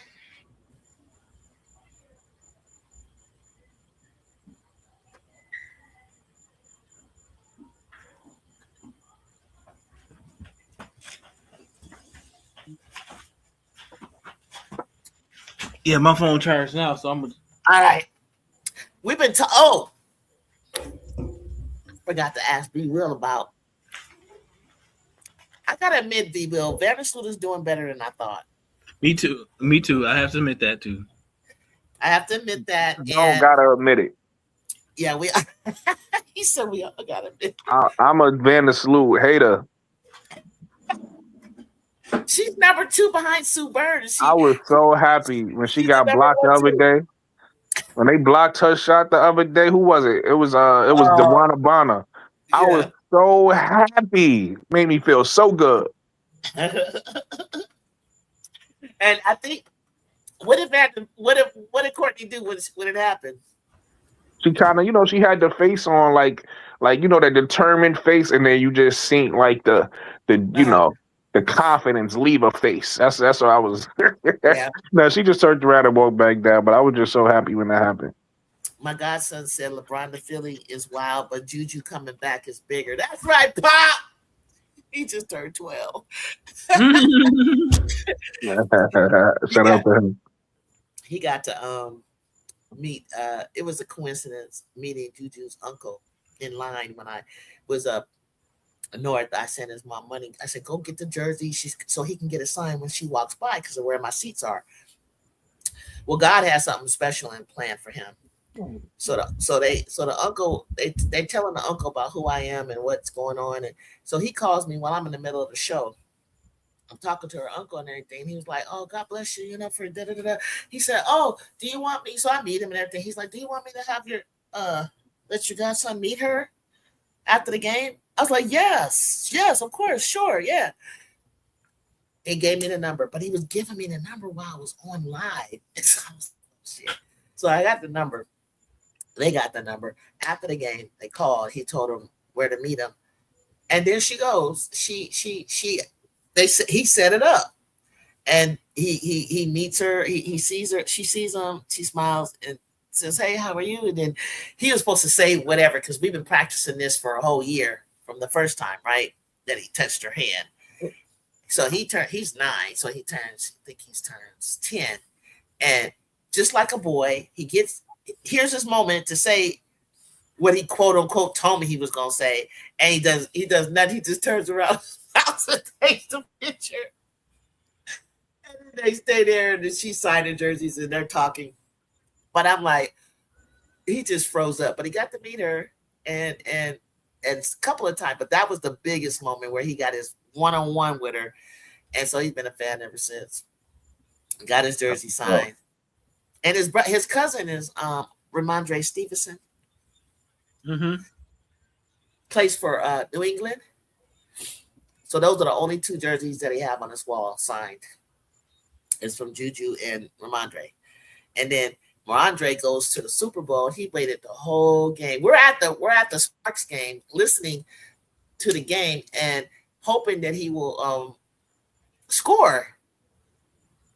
But remember, you watched the game the game right at the end, and I think he gets in, and I can't remember if he scored or not, but he gets in the game or whatever. It's like, so I was like, Papa, you're just so fortunate. Now you got to meet LeBron, but LeBron's leaving now. What's your thoughts on LeBron in Philly?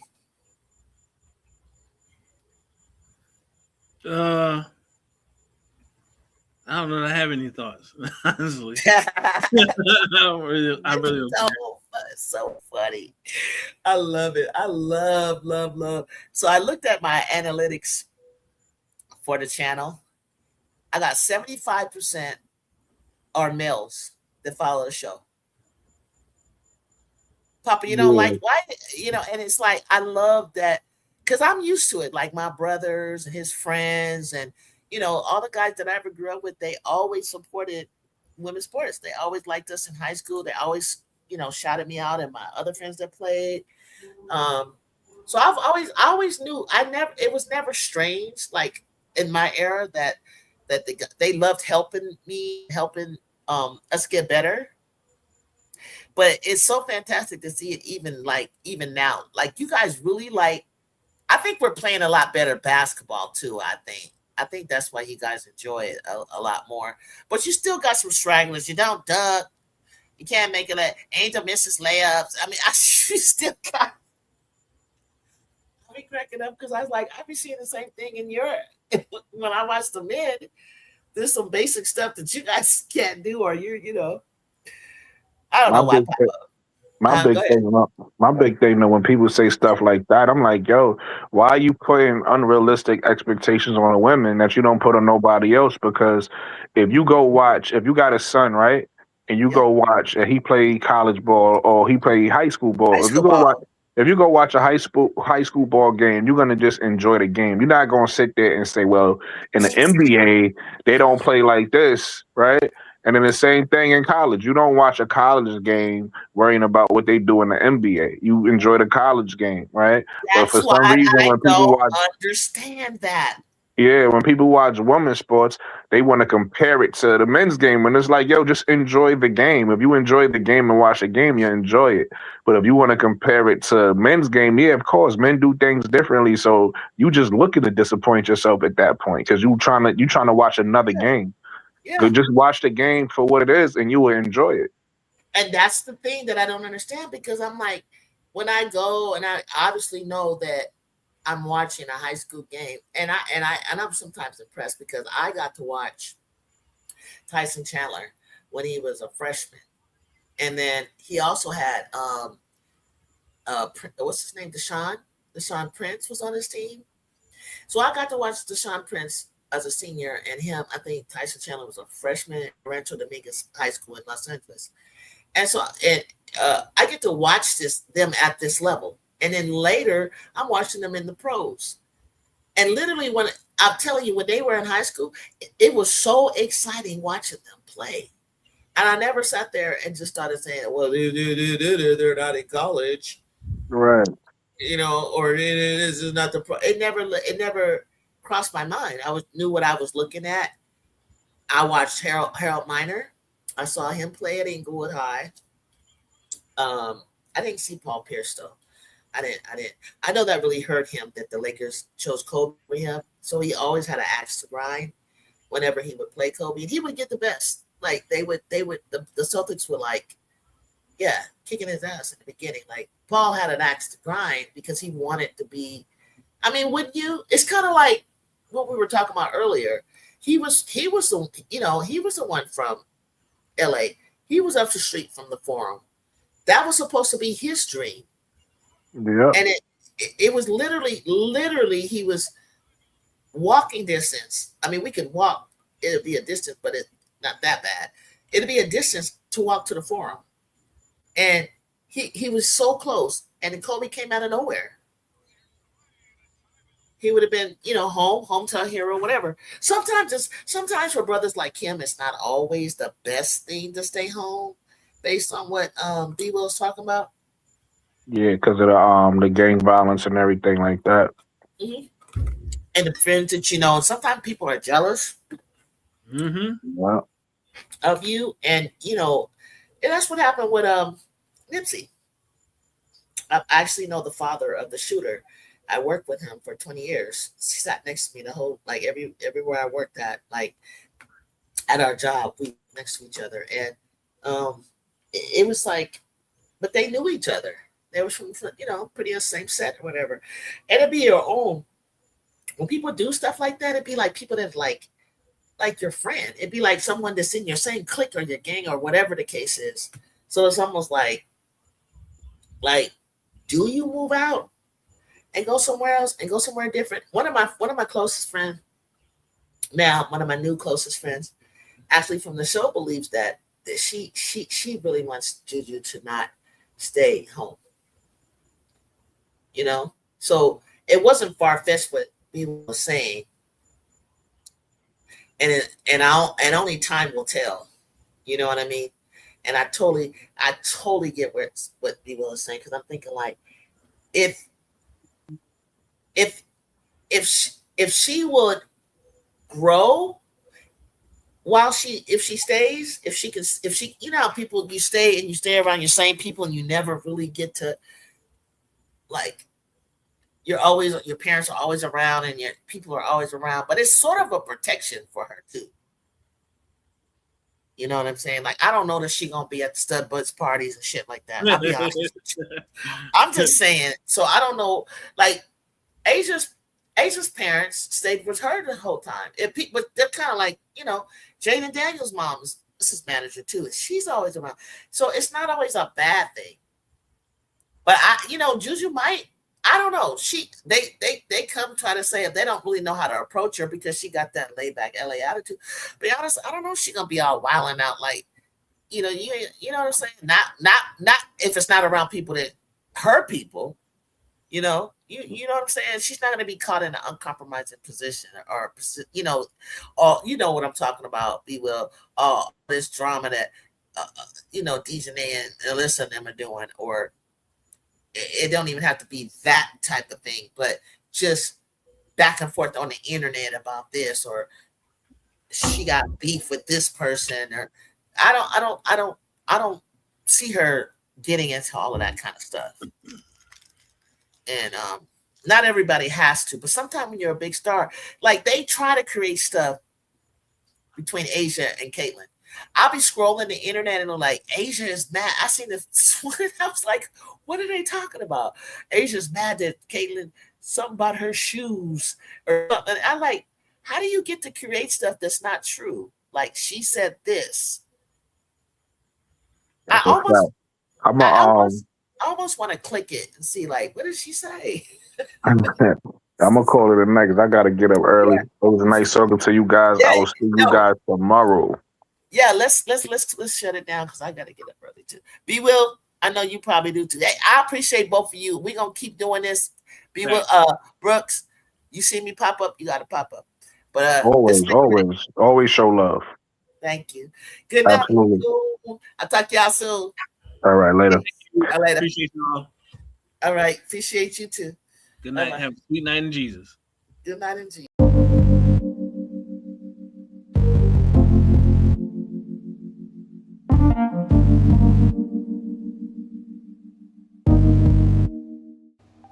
Around here, this is more than a game. It's family, it's culture, it's legacy. A community that understands the work, respects the grind, and honors the journey. From the hardwood to the highlight moments, to every player chasing greatness. This is where passion grows, where fans become family, where standards are protected, where women's basketball lives. Welcome to Everybody Loves Juju 12.